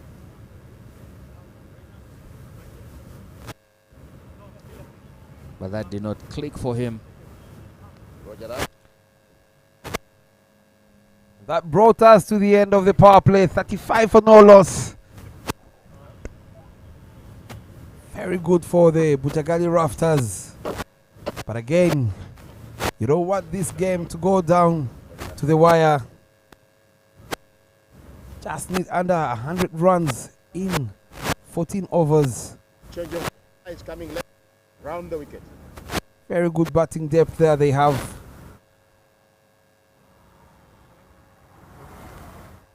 So where now the field is spread, this is where they have to try and keep rotating the strike as much as possible.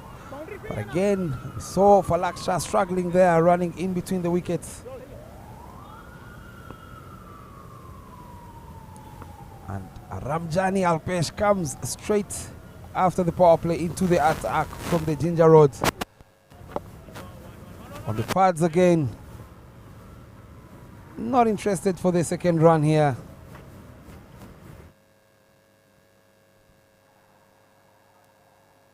Very interestingly to see how Riyazat Ali Shah is going to set his field here. Already we have seen from this delivery that they are not interested in taking doubles.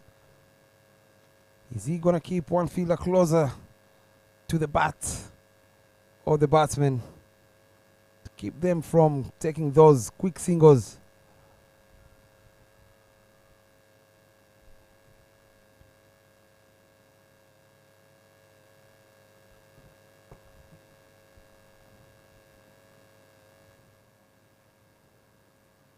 Goes hard, flashes, misses everything. We've seen him getting out on a similar shot for quite a couple of times. This time round, the ball misses everything. Cut powerfully, but there's protection in the deep. Is Kasonko. A little bit of jumper there, but again, they're not interested in taking the double.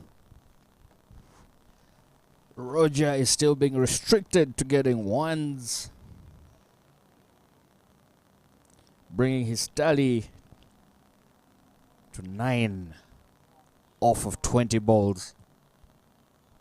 And his batting partner on the other side, Falaksha, with a strike rate of just over 130.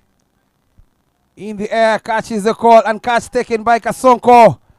First wicket, they draw first blood. It is Falaksha who departs, trying to go over the fielder at deep square leg for a maximum, but he holds out the only fielder there, Kasonko, all the way from Malawi.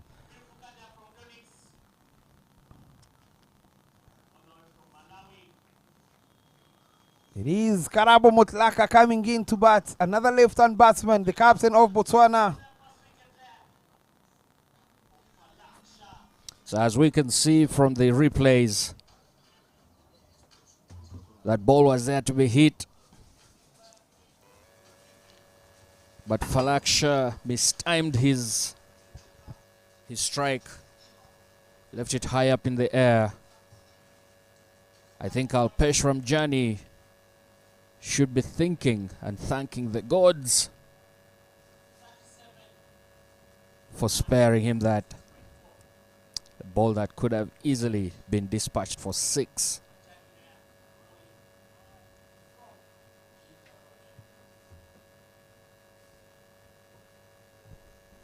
Rabo Motlaka joins Roger Mukasa, who's struggling. You won't believe if I told you Roger Mukasa is on 10 runs off 22 deliveries.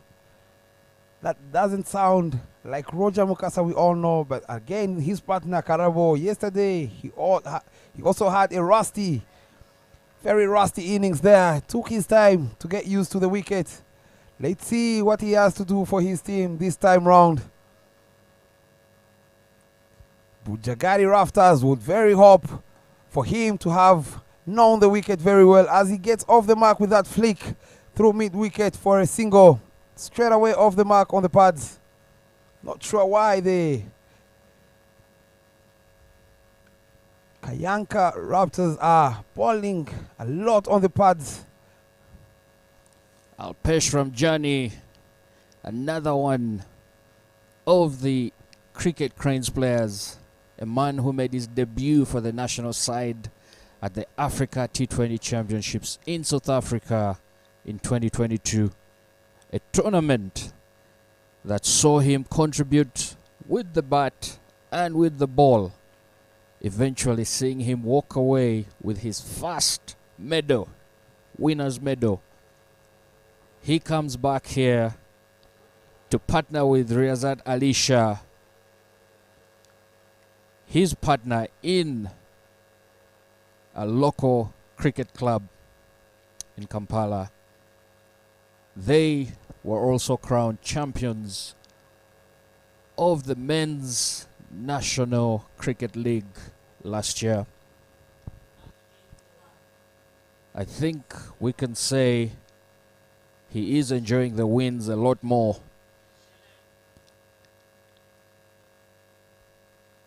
So we have Alisha returning into the attack. Balls it down toward Kasonko's pad. And Kasonko is easily plays that off of the pad to get two.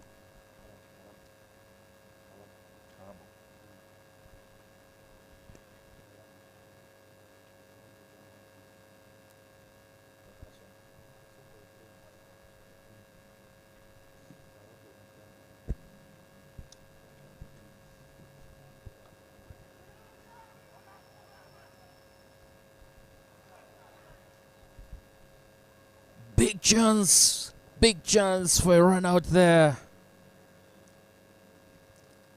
The throw from Innocent Muevas, it wasn't the best of throws. But then again, Riyazat Alisha was not standing behind the stumps. And that gives Roger a second life.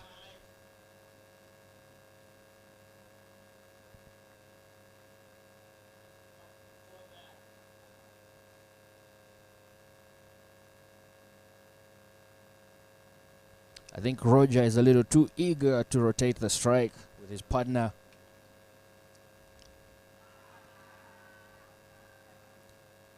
And that's another ball into the pad. But that should have been pitching outside the line of leg stump. I must say here, Riyazat Ali Shah is lucky to get away with that. That's a go-to shot for Karabo Mutlaka.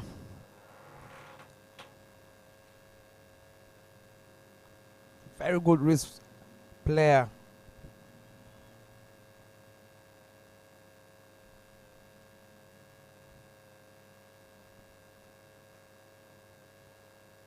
Catch, edge untaken this time round. He departs without damaging the scorecards. Karabo Mutlaka scoring only 3 runs off 6 deliveries. Very good comeback there. Balls one on the leg side into the pads. And comes back with a sharp outswinger to get rid of the Botswana international captain Karabo Mutlaka and Bujjagali Rafters batsman. Robinson Obuya coming in to bat at number 4. Played a very good handy knock yesterday, hitting 3 big sixes. Can he get his team over the line? Roger Mukasa is still out there. Beautiful outswinging delivery from Riyazat Ali Shah. Gets a big edge off of it to dismiss Karabo Motlaka.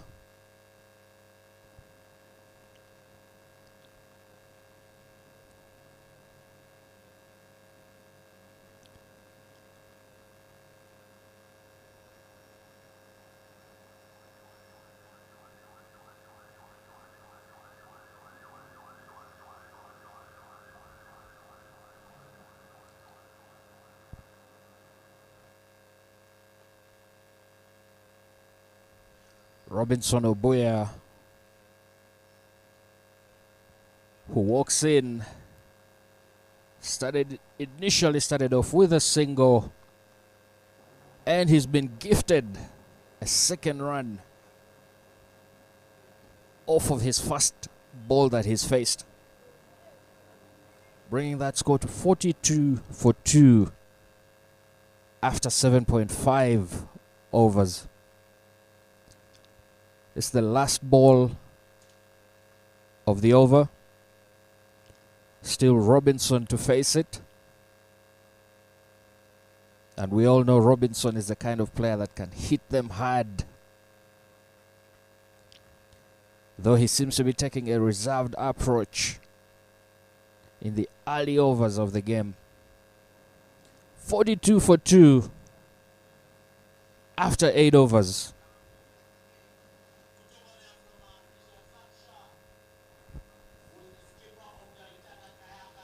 Giving away 4 runs, Riazat Shah in that over and picking up a big wicket of Karabo Mutlaka. Very good to see that Itanda Kayakers are pulling back things. But again, Bujjagali Rafters with 8 wickets in hand. They're still in the driver's seat here. But ladies and gentlemen, the game is still on. Don't go anywhere. It is Friday. Beautiful Friday here at Cause. Flashes hard and misses again. Tries to play it over the captain at covers. Beautiful Friday here in Kampala, Uganda. Especially here at Lugogo Cricket Oval. See, the crowd is catching up. Big shot. Downtown. It goes for a biggie. That's out of here. New ball, please. That umpire, Olivier Itagishaka. That one is not coming back. Finally, he makes contact. And as you can see from your replays, Alpesh Ramjani just gifted him that ball. And on your screens there, you can see the ball still bouncing on Ginger Road. I think we can say the traffic is not disturbed at all by a flying ball. I think many would call it a UFO, seeing as how not many would recognize it as a cricket ball on Ginger Road.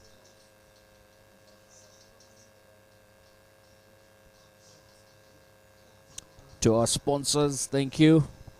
Pepsi, Uganda. And for those that are looking for drinks, a little sweeter and bitter, Nile Special has got you covered on a day like this. It's Friday, remember. Let that Nile Special keep you refreshed. Very good to see Roger breaking his shackles.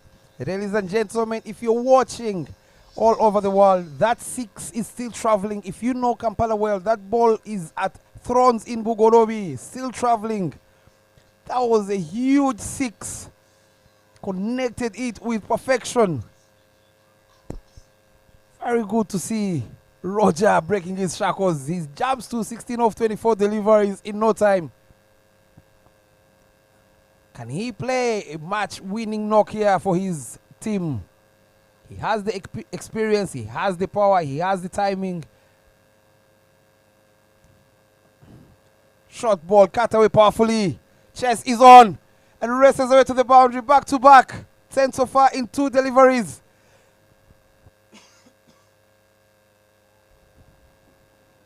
Roger has just switched on the gears. He's now in the beast mode.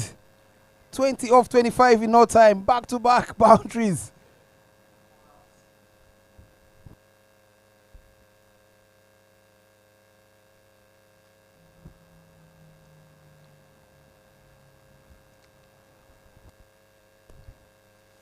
And in response, Alpesh Ramjani bowls a tricky one. Bowls it down the leg going away from the batter, leaving Roger with 2 minds. But he still manages to get a single off of the delivery. So the new batter, Robinson Obuya, gets to face Alpesh Ramjani.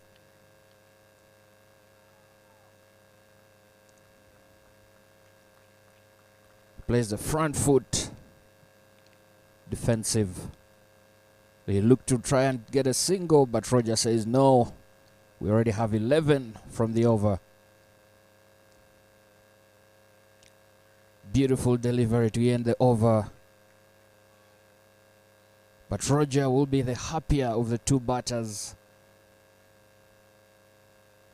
leaving the Itanda Kayakers a little puzzled, for they thought they had Roger pegged. But he seems to have decided to switch on.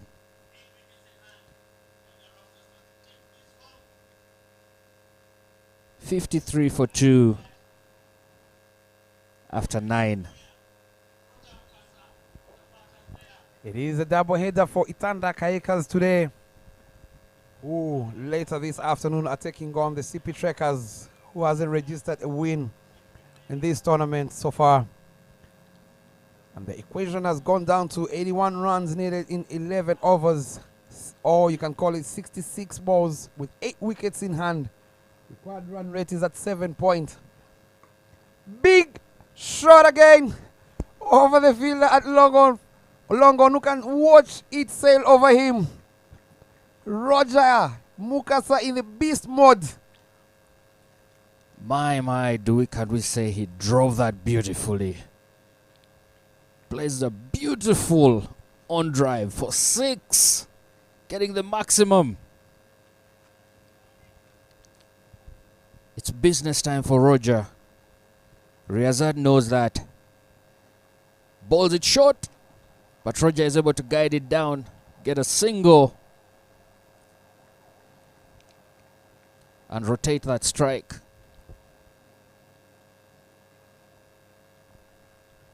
Roger Mukasa, before these 4 deliveries, the last 4 deliveries, was striking the ball below 50. But after those 3 massive hits, he's now striking the ball at 100. Very good looking for Bujjagali Rafters here. He's now on 28 of 28 deliveries, 100% strike rate for him, with 2 big maximums and a 4. And these 2 are picking singles easily. Rotate the strike, as coach, the legendary Sam Walusimbi, often tells his players, be it for the Wanderers or be it for the other teams he's coached. He's always advocating for rotation of the strike. That brings Roger back, and he manages to get a single as well, bringing Obuya back on strike. Interestingly here at Lugogo Cricket Oval, we haven't seen the introduction of the young Joseph Baguma into the attack. We all know every time he's handed the ball, he picks up wickets with ease. Can this be the time to hand over the youngster the ball and break this partnership, which looks to be very destructive? One is hitting, another one is rotating the strike. Healthy edge there. Chase is on by Young Inyasi. He gets there in time. But again, they get 2 runs in the end. Very good running between these 2. 11 runs so far with only 1 maximum. Other runs have come off their running between the wickets. Very good to see in cricket. When you get a maximum or a boundary on the first ball, it's always nice to rotate on that boundary. That's what they're doing best here, making the chase look very easy.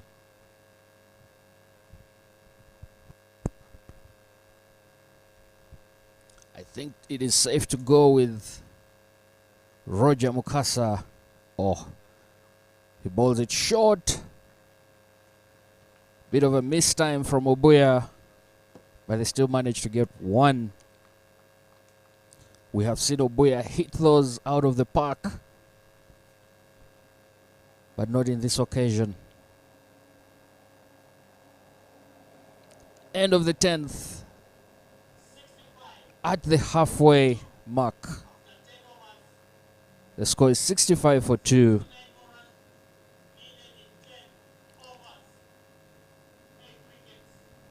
So, Bob, you spoke of Joseph Baguma, and I think the captain had you,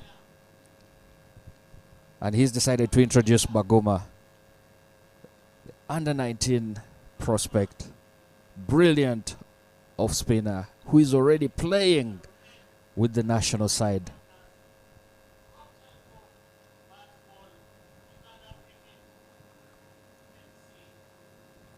Let's hope it's not too late for the Itanda Kayakers bringing him when two batsmen are set, especially Roger Mukasa. But again, this young man here, he picks wickets for ease. Very good variation he has at his early stage. Very calm young chap he is. Coming into ball from the Ginger Road side. Good to see how Roger Mukasa is going to play out this young man here.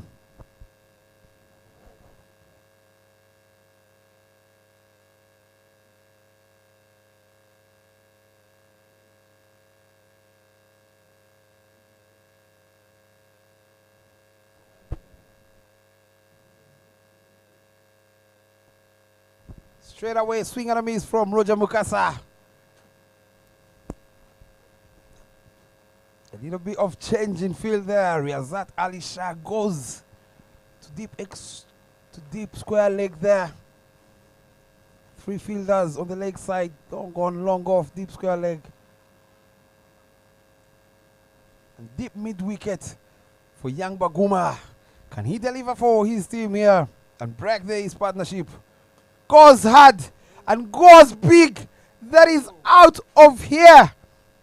New ball, please.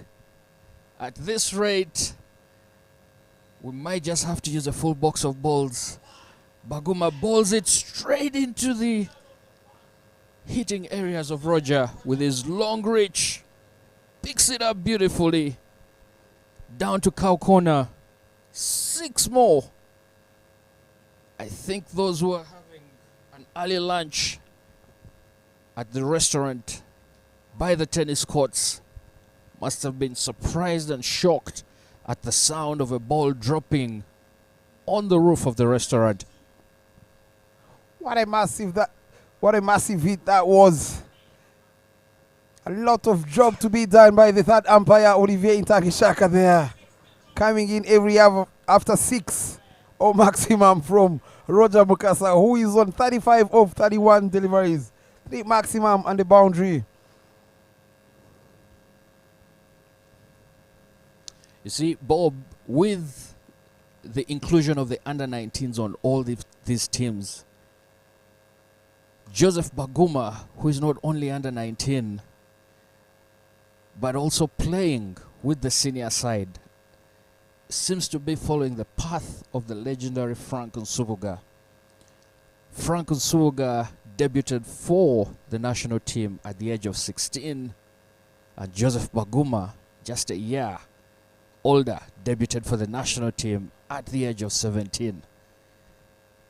Good to say that we have bright prospects for the national team. The cricket cranes seem to be having a lot of talent with the younger generation of cricketers. And with the next 3 deliveries after being clobbered for 6, Baguma recovered well to only give out 1 run. In total, he's given out 8 runs in his over. Beautiful bowling spell. But it's good to see that he's not just bowling. He seems to be learning from his mistakes. And we haven't seen him put the same ball to Roger again after being hit for that massive 6. Very good comeback from that young man there, Joseph Baguma. Very good that he held his nerve. He went for a biggie and then ended up giving away only 2 runs off that 6. Very good variation. Bowling a quicker one. We saw that quicker one that beat slightly the outside edge of Robinson Obuya's bat. Luckily enough, he didn't connect that one. Alpesh coming in from the other end. Cuts powerfully straight to the field that covers the captain.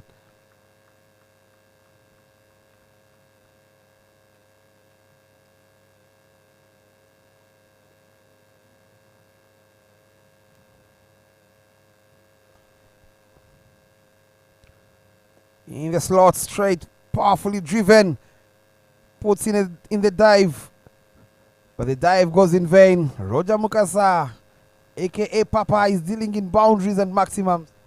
And as we can see from the replays there, ball's a little straighter, but Roger is equal to the task, driving it straight to the screen. Despite the fielder's effort, we all knew he would come in second in the run chase. Balls it down again. Roger swings, misses, and they get a single. But that is given as a bye. And now we have Robinson Obuya back on strike.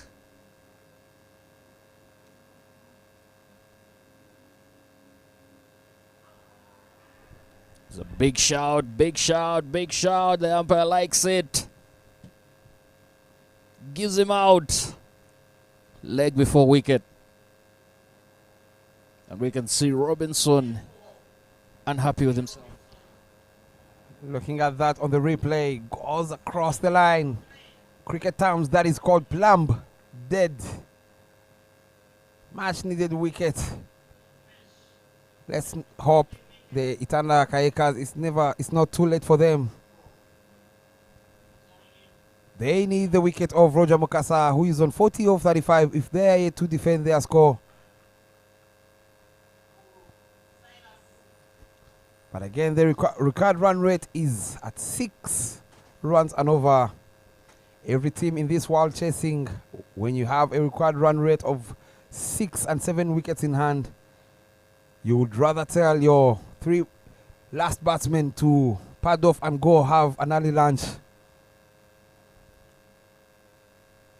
That was a great call from the umpire to dismiss Robinson, who was trapped with his foot in front of the wicket. Let's not forget our partners in this tournament: Century Cinemax, Kenbright Insurance, Rock Telecom, and the cricketing powerhouses Uganda Cricket Association and Batbo Uganda, biggest supporters of cricket in Uganda.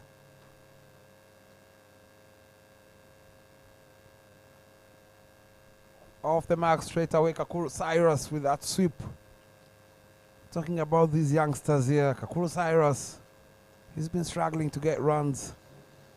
But we all know the potential he has and the skills. That's the end of the 12th over. 79 for 3. Kakuru Cyrus on strike. You've seen this young man grow, but he's been struggling to get runs. I've seen him back in Rwanda scoring a century, scoring some handy knocks for his domestic club there, Telugu Royals. Not sure what's troubling him in these last few months. Kakuru Cyrus, also a graduate of the under-19 team that went to West Indies to play in the World Cup. And speaking of the under-19 team, here are 2 players that shared the field. Cyrus Kakuru, who was Joseph Bagoma's wicket keeper each time they would take to the field.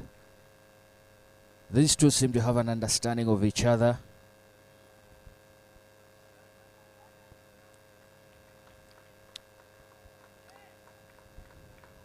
That's a second dot ball from Baguma.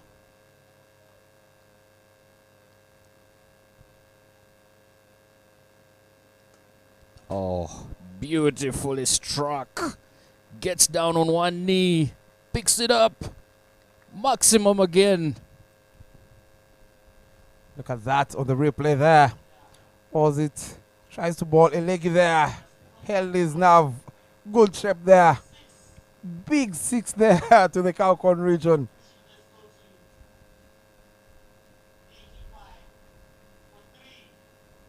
You can see the intention is clear from Brian Masaba and his batsmen there.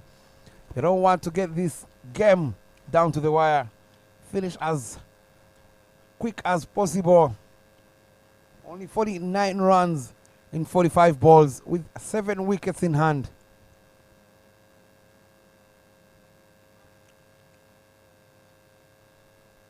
Balls is slightly quicker this time round.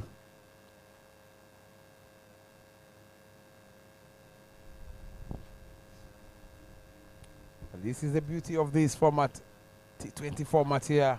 You miss a hit, good cricket, straight drive there to get a single and get Roger Mokasa, who is on 40 on strike. Lovely piece of batting from this Kakuru Cyrus. This is more of the Kakuru we all know. Yep. Big hitter of the ball. Good brains behind him. Oh, cheeky. Very cheeky from Roger Mokasa. That's 4 runs added onto his total. With both batters striking at just over 110%. We can say they are well into trying to win this game for them. Lovely shot there.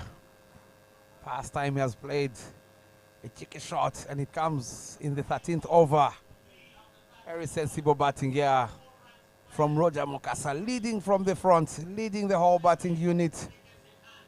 44 of 36. Can he get his team over the line and register the second half century in the tournament?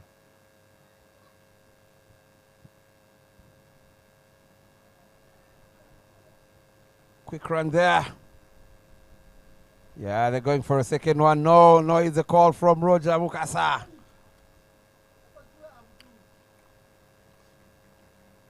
Telling his partner there, Kakuru Cyrus, you have to be alert. 90 up in no time for 3.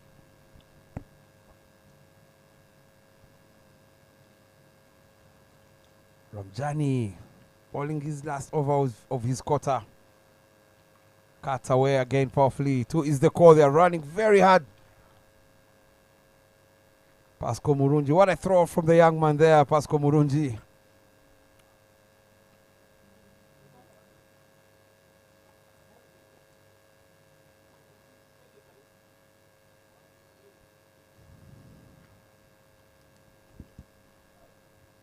Flicked away, looking for a second one again, but Otai is very quick on the field. Sharp throw there from these young boys at the boundary. You don't want to take on their arms. I must say, Lutaya has been rather silent today. Very unfortunate with the bat. Oh, played that straight over the bowler's head to the screen. That's another 4 runs for Roger. Bring his score to 49. If you've watched a series called Arrow, that ball went straight as that arrow. No chance whatsoever for any fielder here. Just 1 run shy of his first half century in this elite Waterfalls T20 men's category. Lovely batting from Roger Mokasa here. Started off struggling, not timing the ball, but as soon as he switched its gears, things are flowing. Everything the bat is touching is flowing. In the air, catch it is. He misses out on the half century. Plays it a little bit on the back foot and straight to the fielder at point. Pascal Murunji. Leave it with himself is Roger Mukasa walking back to the dugout. But I believe he has done the damage for the Bujjagali Rafters, cause he's just walking out. Alpesh from Johnny bowled it a little short. Roger was more than happy to cut, but unfortunately he cut it straight into the safe hands of Joseph Baguma, the youngster and the rising player who hails and still studies with Nyakasura Senior Secondary School all the way in Fort Porto, a whooping 300 kilometers away from Kampala. But he's still here today to show you that distances are nothing to him when it's cricket involved. And in comes to bat another youngster, the all-exciting Juma Miyaji, a young man who walked away with the player of match yesterday with his contributions both with the bat and with the ball. Another under-19 graduate.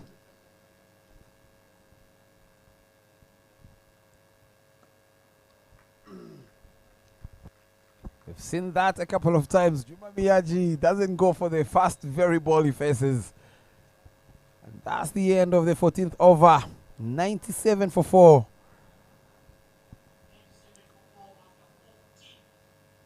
Just 37 runs needed of 36.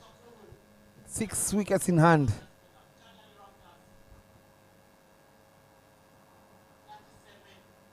A ball here for the Bujjagali Rafters.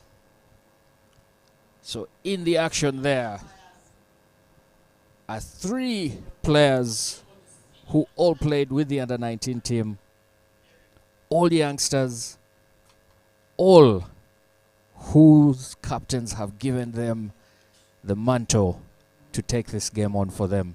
Baguma with the ball for the Itanda Kayakers. Then we have Kakuru and Juma for the Bujjagali Rafters, trying to steal the win for Brian Masaba and his Chargers. Now is the call from Juma Miyaji, telling his partner there, Kakuru Cyrus. A lot of under-19 graduates here in this game here. Kakuru Cyrus, Juma Miyaji in action, and the bowler himself, Baguma Joseph. Very good to see here. And Pascal Murunji as well in the field. He was their captain. Ronald Lutaya. The future, I must say, the future of Uganda cricket, it is bright here. You see these young boys here playing this much competitive cricket at this early stage. Very good looking. The coaches must be proud of themselves. Wherever you are, grab a drink on me. And speaking of drinks, look no further than the soft drinks provided by Pepsi Uganda, or rather, if you're into the other beautiful drinks that our friends love very much, Bob in particular loves the Cassolite from Nile Special, another of our sponsors. But I'm certain there's many of you out there who will say Cassolite is for the ladies. Drink Nile, as Innocent will tell you a lot about it. He says, go hard or go home. And that's Nile Special for you. What a piece of bowling by this young man here. Giving a little bit of chop to his partner there, Juma Miyaji. Remember, he gave him a short ball earlier in the first innings when Baguma was batting. Now, Baguma is giving it back to him. He's telling him, you can see there on the face, he's not smiling at all. He's telling the batsman, I'm slow but tricky. Again, another dot ball. 4 on the trot. Slow but tricky. We can see the frustration building on Juma's face. He's not too happy with himself. But this time he manages to sneak away a single. The two of them look at each other right in front of the umpire. But the umpire is more than happy to let this slide because he knows this is just friendly banter. On your screen there, it is the end of the 15th. 99, one shy from the 3-digit mark. On your screen there is the king of the reverse swing. Bilal Hassan is brought back into the attack to see if he can clean up these two out there in the middle.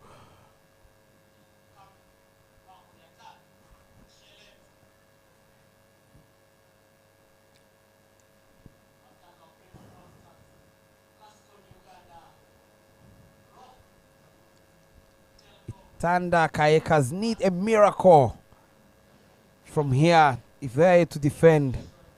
This is where you see bowlers coming in and taking hat-tricks. A hat-trick can change things here, or a wicket or two.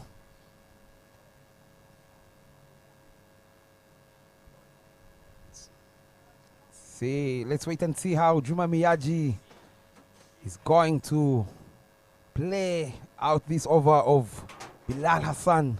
Is he going to go the aerial, or is he going to keep rotating the strike?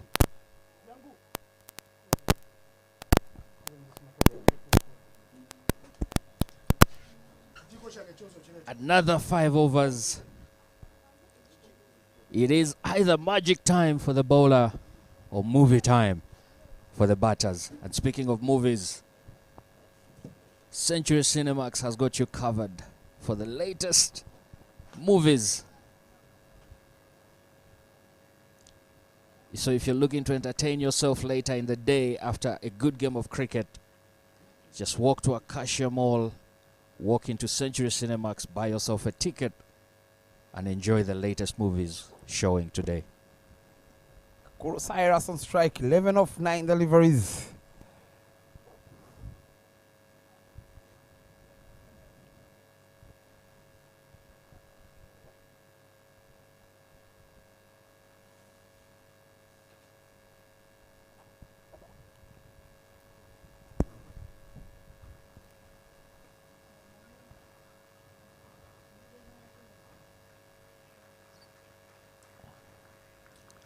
Every run counts at this point. Cyrus Kakuru mistimes that one, but he still gets a single. Bilal Hassan works hard towards dismissing more of the batters. Bujjagali Rafters will be more than happy to know that they still have 6 wickets in hand. But they will be waiting on a result. 33 needed. Swing and a miss there. Good bowling there from Bilal Hassan. Gives him a stare. Bilal and Juma Miyaji, both bowlers for the senior men's side. They all know each other's strengths. They know each other's weaknesses. I must say, when you watch these two bowl at each other in the trial games, each time Bilal bowls to Juma and Juma hits him, they have a little bit of banter between them, some chit-chat on who is the better hitter of the ball or who is the better wicket taker.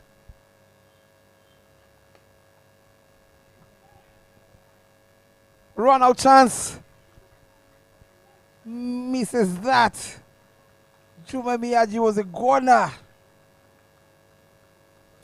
That was thrown at the stumps with such ferocity that if the captain Riazad Ali Shah was not standing there to back up, that would have gone for overthrows.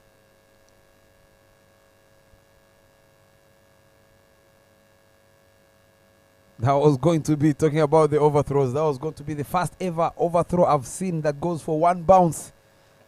That boy had thrown that ball Luckily enough, the captain was behind there backing up. Oh, he did not see where that one went. Got an inside edge. And the man in the deep square is there to back up his bowler just to make sure that it's just one run taken off of that.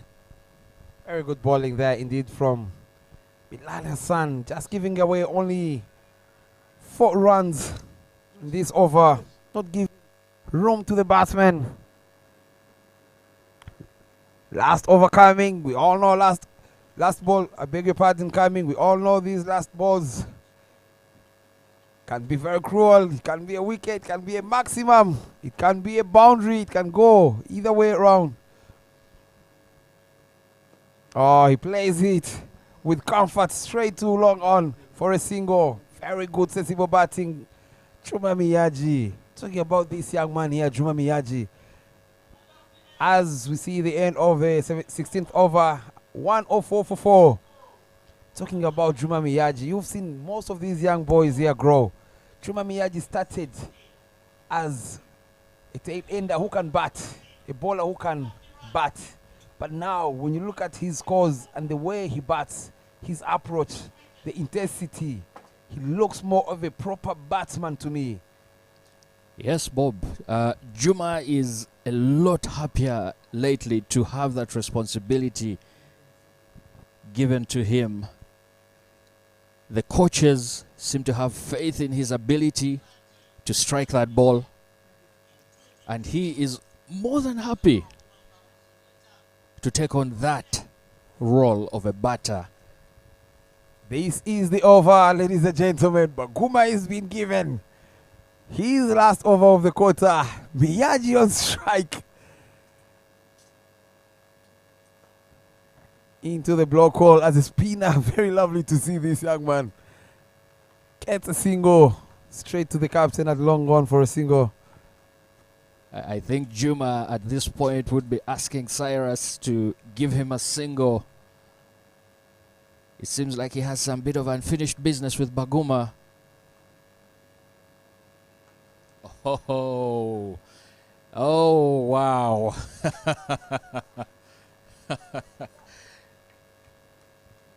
And again, on his knee.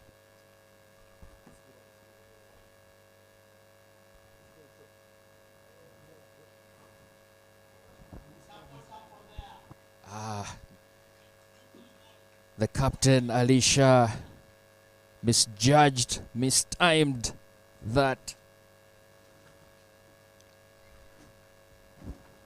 He mistimed his run. What could have been a catch? What could have been a catch ended up being runs given. But the question there is, had that ball crossed the boundary? We see the umpires coming together to have a bit of a discussion. So initial call was just a single off of the delivery.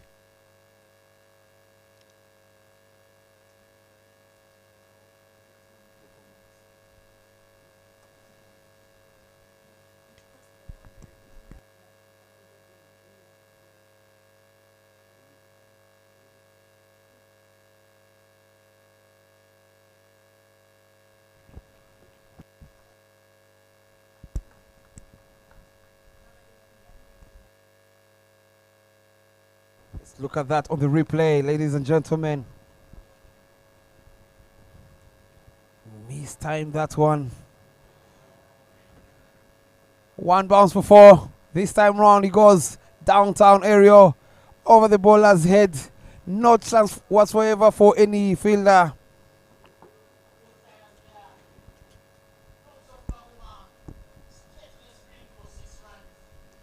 So while Juma Miyaji seems to be struggling to play Baguma, Cyrus Kakuru, as we can see from the replay, this is a replay from the previous delivery where we saw the captain mistime his run, and we see that ball bounce That surely was 4 runs. He really stepped outside the field, outside the boundary.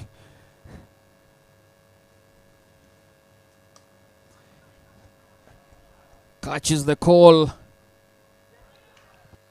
Innocent Mwebaze is under that one to make sure that Kakuru this time is dismissed.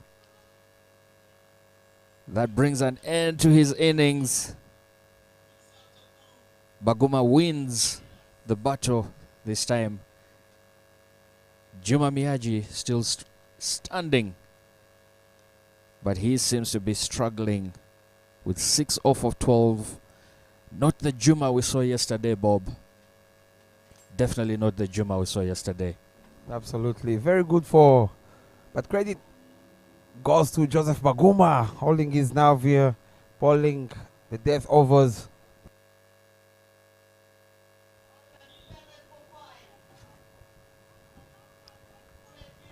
You can loud and clear from the Itanda Kayakers here. The captain is telling them everything is still possible. Give 100%. But again, only 2 hits. Things can go the other way around for the Itanda Kayakers. As we know, Juma Miyaji is still out there, joined by his keeper, Brian Masaba.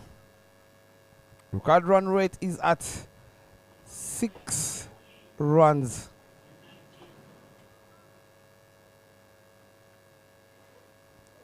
Can he finish off? Can he finish off in the style? Calls for a sweep shot straight away. Dot ball. And the young man finishes with figures of 2 for 35 in his spell.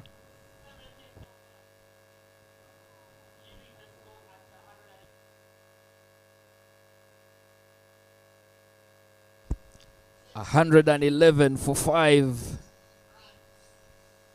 is the score. We have another 18 balls to end the innings.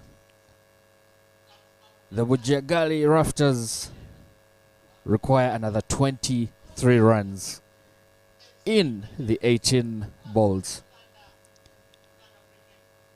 Bob, I think you can agree with me that if Juma Miyaji is hitting that ball hard, he can easily win this game in just 1 over. Absolutely, but I'm not sure if it's this over of Bilal Hassan, one of the great bowlers at the death, and one of the informed batsmen at the crease there, Juma Miyaji. Catch is the call over the field at mid-wicket, and catch will not be taken there. 2 bounces for 4. He starts off with a boundary. He's showing intent early on. I don't think they want this to go to the 20th over. So I'm sure batting on there with his captain, they should have had that bit of a discussion to agree on how much longer they need to stay in there to get to their target. 115 for 5. And all they need is another 19 runs. A little bit of chat there from the captain and his bowler, Bilal Hassan. I'm not sure if I had them loud and clear because of the microphones there in the stumps, but I think it sounded like Kiawa, which means what happened.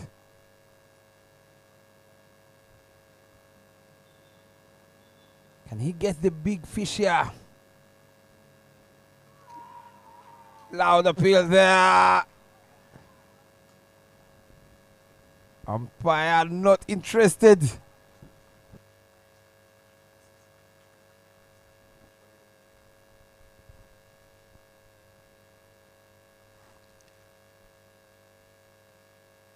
As you can see from the replays, there was an appeal, but we can clearly see that Juma Miyaji's bat brushed the surface of the playing pitch.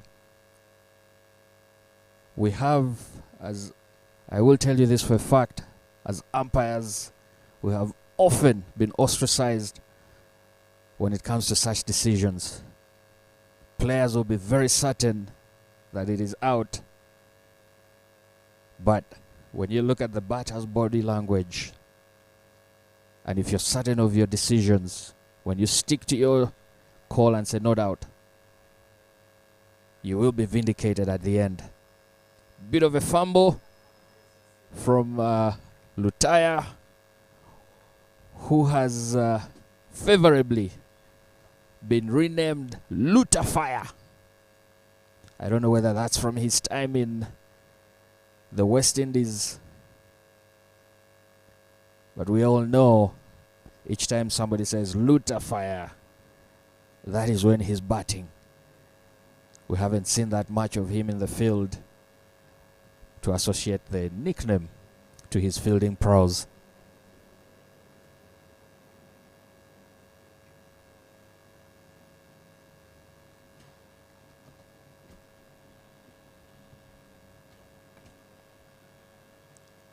So Brian Masaba facing his second ball. He's gifted 2 runs.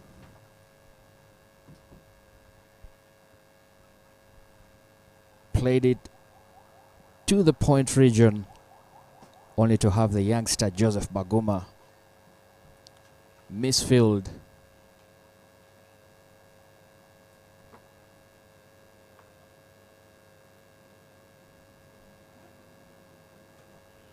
Misfield from the young man there at point, Joseph Baguma. Pressure is on here.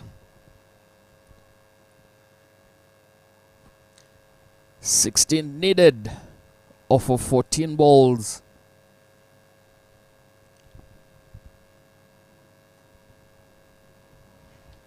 Brian gets creative with that one. That's 4 runs.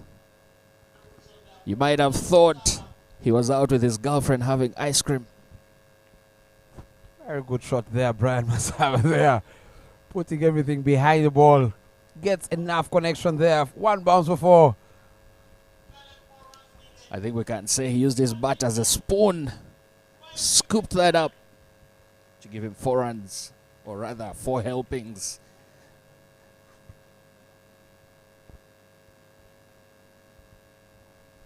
Last delivery coming. Already Bilal Hassan in his quarter has given out 28 runs. Still wicketless. Looks frustrated there on the screen. It doesn't like going wicketless.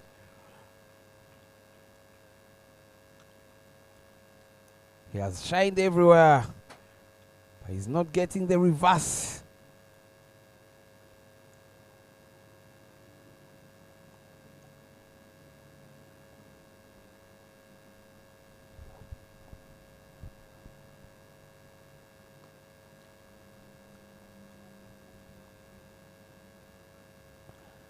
That brought us to the end of the 18th over. 123 for 5. Quad run rate is at 5 runs and over. That's 2 hits away for the Bujjagali Rafters.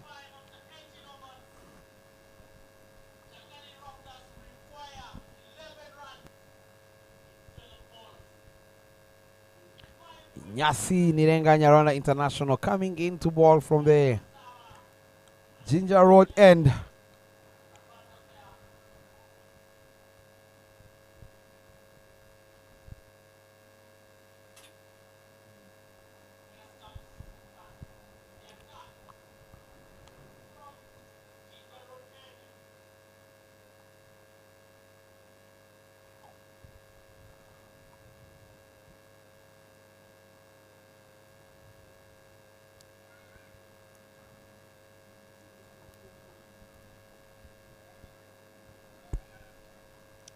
Juma Miyaji, who hasn't been the flashiest of batters today, is still out there with his captain. He knows how much of a victory this would mean for his team. Do you think that could be the reason why he's not taking the risk to swing at every ball? As I mentioned earlier, Juma Miyaji has turned out to be a proper batsman. He hits a bad ball And a good ball, he plays it on merit.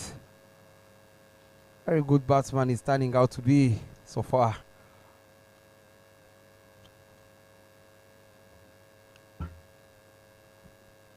But it's his captain, Brian Masaba, on strike, facing the speed star from Rwanda, Inyasi Nirenganya. Can he nail a fast ball yorker here? Starts with a short ball. Very good piece of fielding there in the end. Saved his team 2 runs. Very good fielding there. That was another youngster, Bob. Anas Baig, under 19.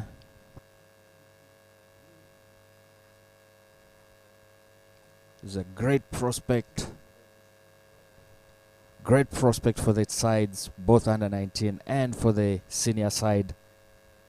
Good upcoming player. Son to Akbar Baig, who's played with the cricket cranes over the years. Inyas picks up his first wicket. And that it is that one of Brian Masava, who struck the ball and seemed to be walking away in anticipation of a catch being taken in the deep, for he knew he did not hit that hard enough.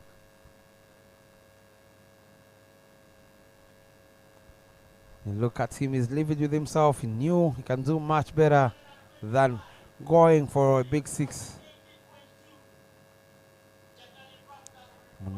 Let's look at that in the replay. He calls for a big shot there. Easy cut there from the captain at the boundary. We all know Brian Masaba is disappointed with himself. He loves rotating the strike. And that's exactly what his team needed.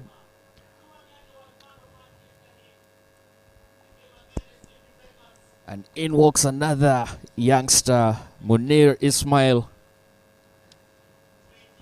I think with my observations, Bob, I can say the Bujjagali Rafters is a team full of youngsters. A lot of under 19 talent there. Munir Ismail, another former under 19 player, who unfortunately did not make it to the West Indies. He was unfortunate to come down with COVID-19, which made him miss the flight, miss the tournament, and miss selection.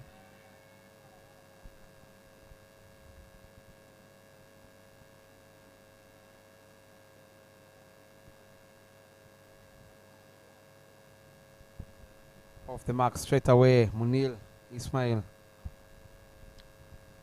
Sad story indeed there for that young man.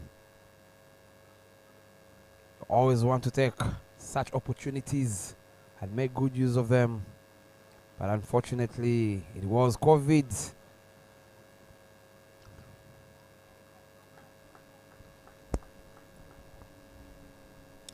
You know, despite that disappointment, he kept his head up and he got selected to represent the country at the Africa T20 Championships in South Africa last year. He did not get enough playing time, but he's a huge prospect for the team.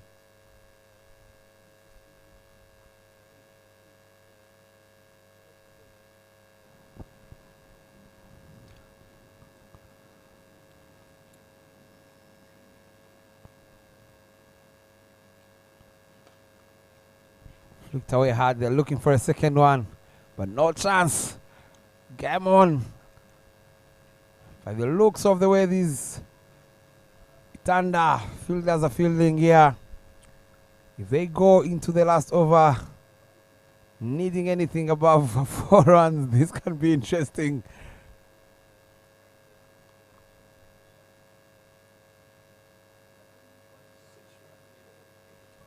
Six of 8. only one hit away. But it's Munil. I'm not sure if Munil can go for that big maximum. Knocked him over is Inyasi Nireganya. Gave him a very good sharp in swing. Had no clue is Munil Ismail. Inyas with a beautiful delivery, as you can see from your screens there in the replay. Munir had no clue whatsoever. The ball picked the top of the stumps, rest away for 4, but unfortunately those 4 runs will not count to the total of Bujjagali.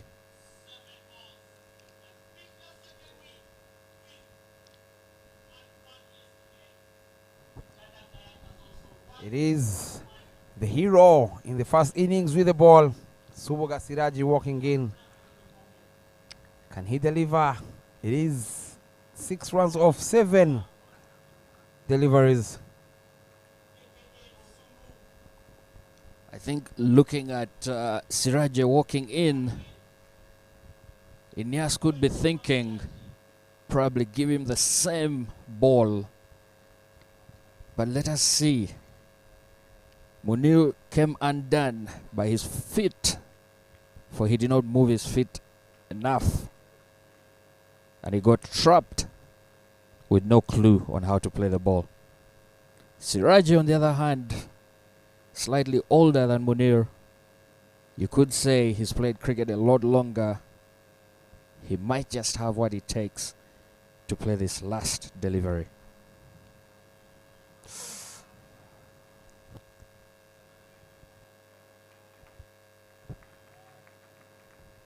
It's a great over from Inyasi Nirengaja. 6 runs off the last over.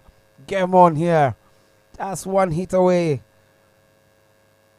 But the wicket can be very interesting here.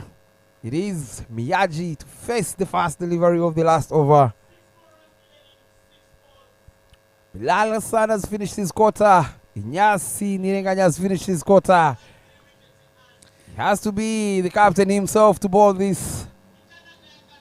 And the decision for the captain to come on seems to have come after a long while. He stood in the center with his wicket keeper, discussing the options they have on the team. But in the end, he decides to take on the responsibility of defending the 6. And as we can see in the huddle there, the captain, the experienced Bilal Hassan, the wicket-keeper Stephen Wavose, and the young man Anas Baig, all in a huddle. This should be very interesting. You can see Juma Miyagi squatting by the stumps, resting his head on his butt. And he knows it is his very good friend Riyazat Alisha that comes to bowl to him.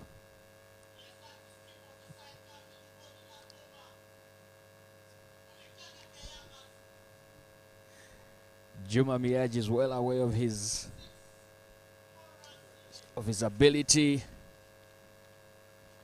And as the game goes on, we'd like to thank Batball Uganda, Uganda Cricket Association, Plascon Uganda, Blink Logistics, Rock Telecom, Kenbright Insurance. Charging in. 2 is the call. The running hard. Very good fielding there from Bilal in the deep. They only take 1 run. The equation still remains 5 from 5.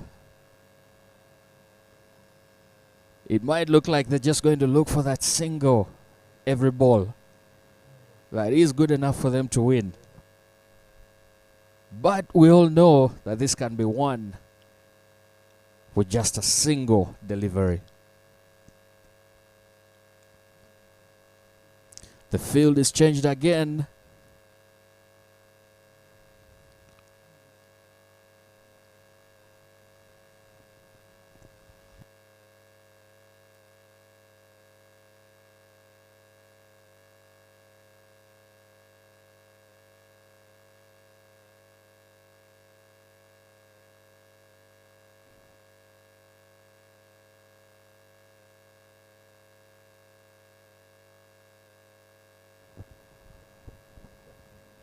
Come on, ladies and gentlemen. It is Siraji Suga up against the captain Razat Ali Shah. Goes into the block, all out appeal. Finger. The finger is up. Siraji Suga has to walk back.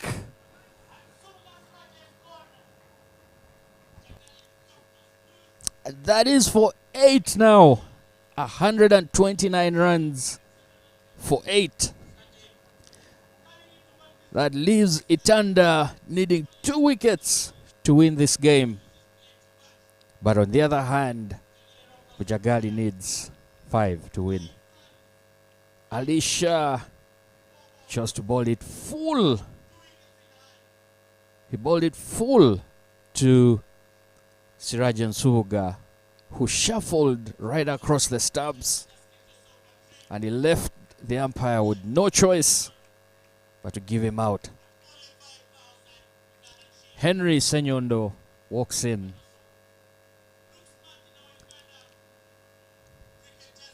Another of those batters you don't see that often on the field. But we all know he has the ability to win a game for his team.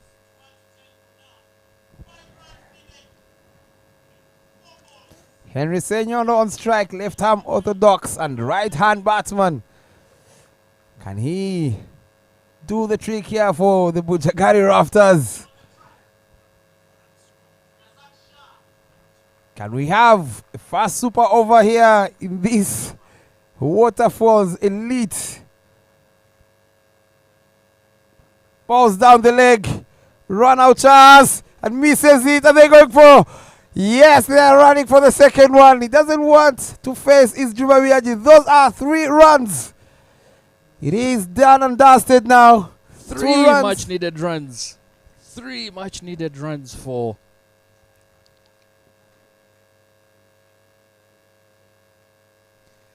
that is 3 much needed runs for the Bujjagali Rafters, bringing that equation to just 1 run needed to tie the game and see us go into a super over, but 2 runs to win the game for Bujjagali. Ladies and gentlemen, these events would not have been possible without our sponsors and our partners: Uganda Cricket Association, Batball Uganda, Plascon, Color Your World, Blink Logistics, Rock Telecom, Pepsi Uganda, Kenbright Insurance, Century Cinemax, Nile Special, a favorite for many, and our health service providers, the Healthcare Uganda Limited.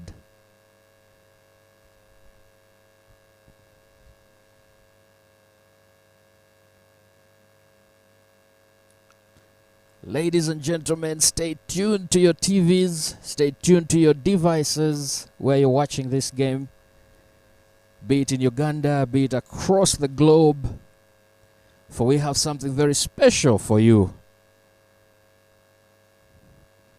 This game is going to the wire. That's another wicket. That's another wicket. That's for 9 now. They tried to get 1 there to tie the game, but they couldn't. But on the bright side, Juma Miyaji is on strike. He swung at it, swung hard. He missed. But the wicket keeper was sharp in his reactions to throw the ball back to the bowler, who effected a run out. Henry Senyondo out without bothering the scoreboard. The score is still 132 for 9. It's 2 runs needed off of 3 balls.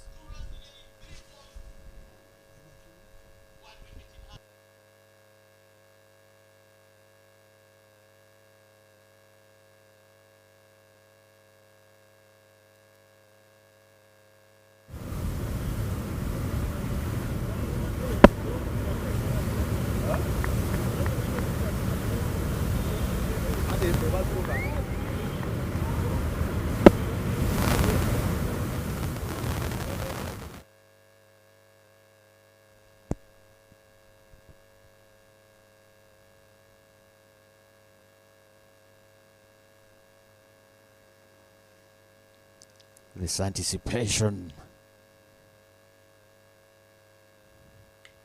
Oh, Juma Miyaji wins this for the Bujjagali Rafters.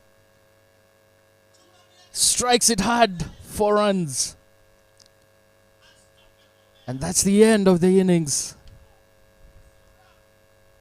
And to do the post-match is Innocent Ndaula, who we have all come to love and to know. Innocent, I welcome you to the comms box.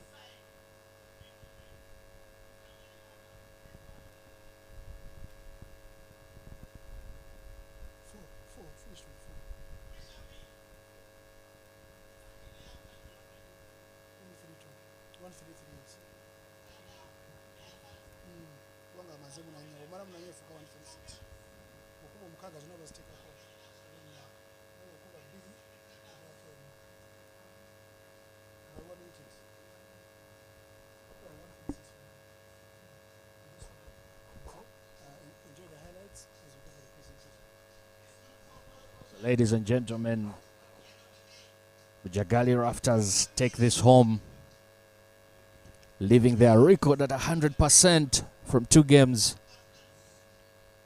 Would like to thank the partners Plascon Uganda, Rock Telecom, Uganda Cricket Association, Blink Logistics, Batball Uganda, Pepsi, Kenbright Insurance, Century Cinemax, Nile Special, and Healthcare Uganda Limited. Stick around, enjoy the highlights of the game as we go into the post-match presentations on who would be walking home with the Player of the Match award. My name is Norbert Abi.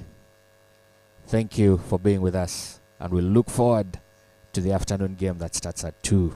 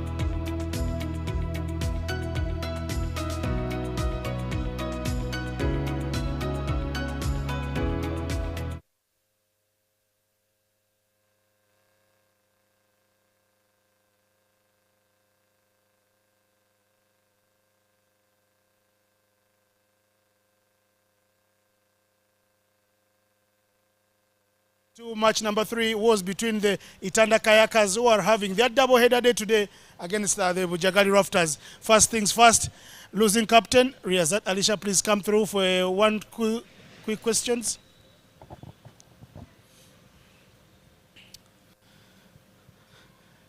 Almost at the very, just take me through the challenges as a team that you faced today.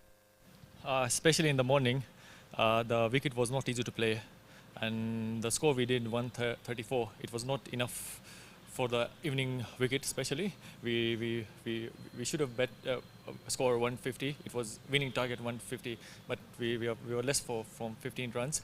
But the positive point in this game was we fought till the end.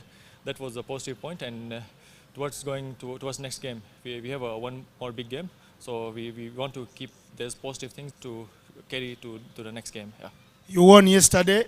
Yesterday was a header day for the team you play next in the afternoon, the CP Trackers. And you worried that you could lose both of your games on your double header day like the CP Trackers suffered yesterday? No. We are positive now, and we have. We will fight in the next game also. We don't care about how the result will come, but we will fight till the end. That's our goal now. Very well said, Riyazat. Good luck to you. Next up, please, the winning captain, come for a quick 1-2, captain.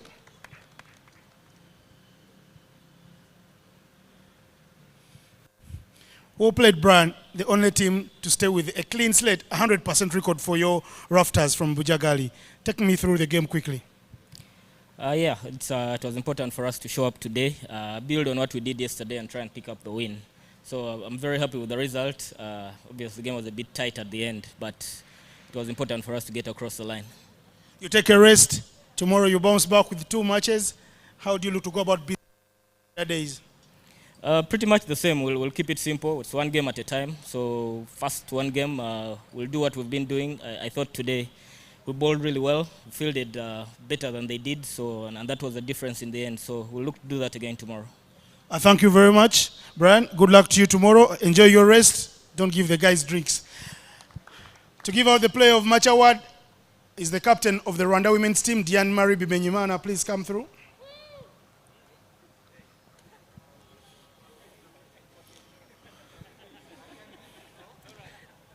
The player of the match, who will take away some monies, 2 trophies, and enjoy the photo opportunity here at the dice. A couple of contestants, of course, the injured man batting with one hand was Imbat.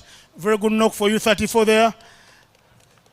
Roger Mukasa also, you did bat very well, missing out on a feat in T20 cricket, the half century, getting 49, controlling the innings at the very end there to make sure Juma Miyagdi didn't have to do a lot with the bat.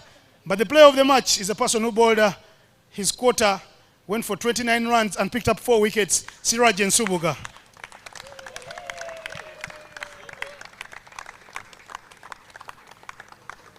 Come in the middle. Come in the middle. Yeah. Thank you, Diane. More presentation for you, Siraja. Please stay back. Please, Suleiman Sharif, former cricket cranes all-rounder. Please come through, present some more accolades. Money for you, Siraj, as well. I think you need new friends tonight.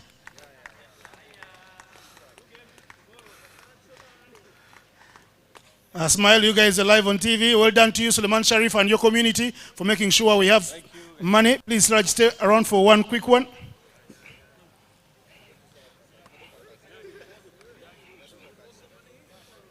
Siraj, you've all played. Just take me through your spell. You keep bowling and bowling very well. You're now the leading bowler in the tournament with 7 wickets. No one can tie your shoelaces because the next person only has 3 wickets to be exact. First of all, I don't have much to say. When I came in to bowl, it was really so tight, and guys wanted to take me on. So the only thing I did is I had to focus and bowl wicket to wicket. So, and that's how I've managed to get the 4 wickets. Everyone wondering, when are you getting that big call to the national team? You keep on the fringes. Do you think such performances are more, or what else do you need to do more to get someone into the cricket crane side? I think I need to work on my batting, to bat more extra, because we are 3 spinners Franco, Baguma, so I have to bat more than them to be on the national team. Very well said to you, Siraj Nsubuga. Good luck to you in your future. That is it from the match presentation. My name is Innocent Daula.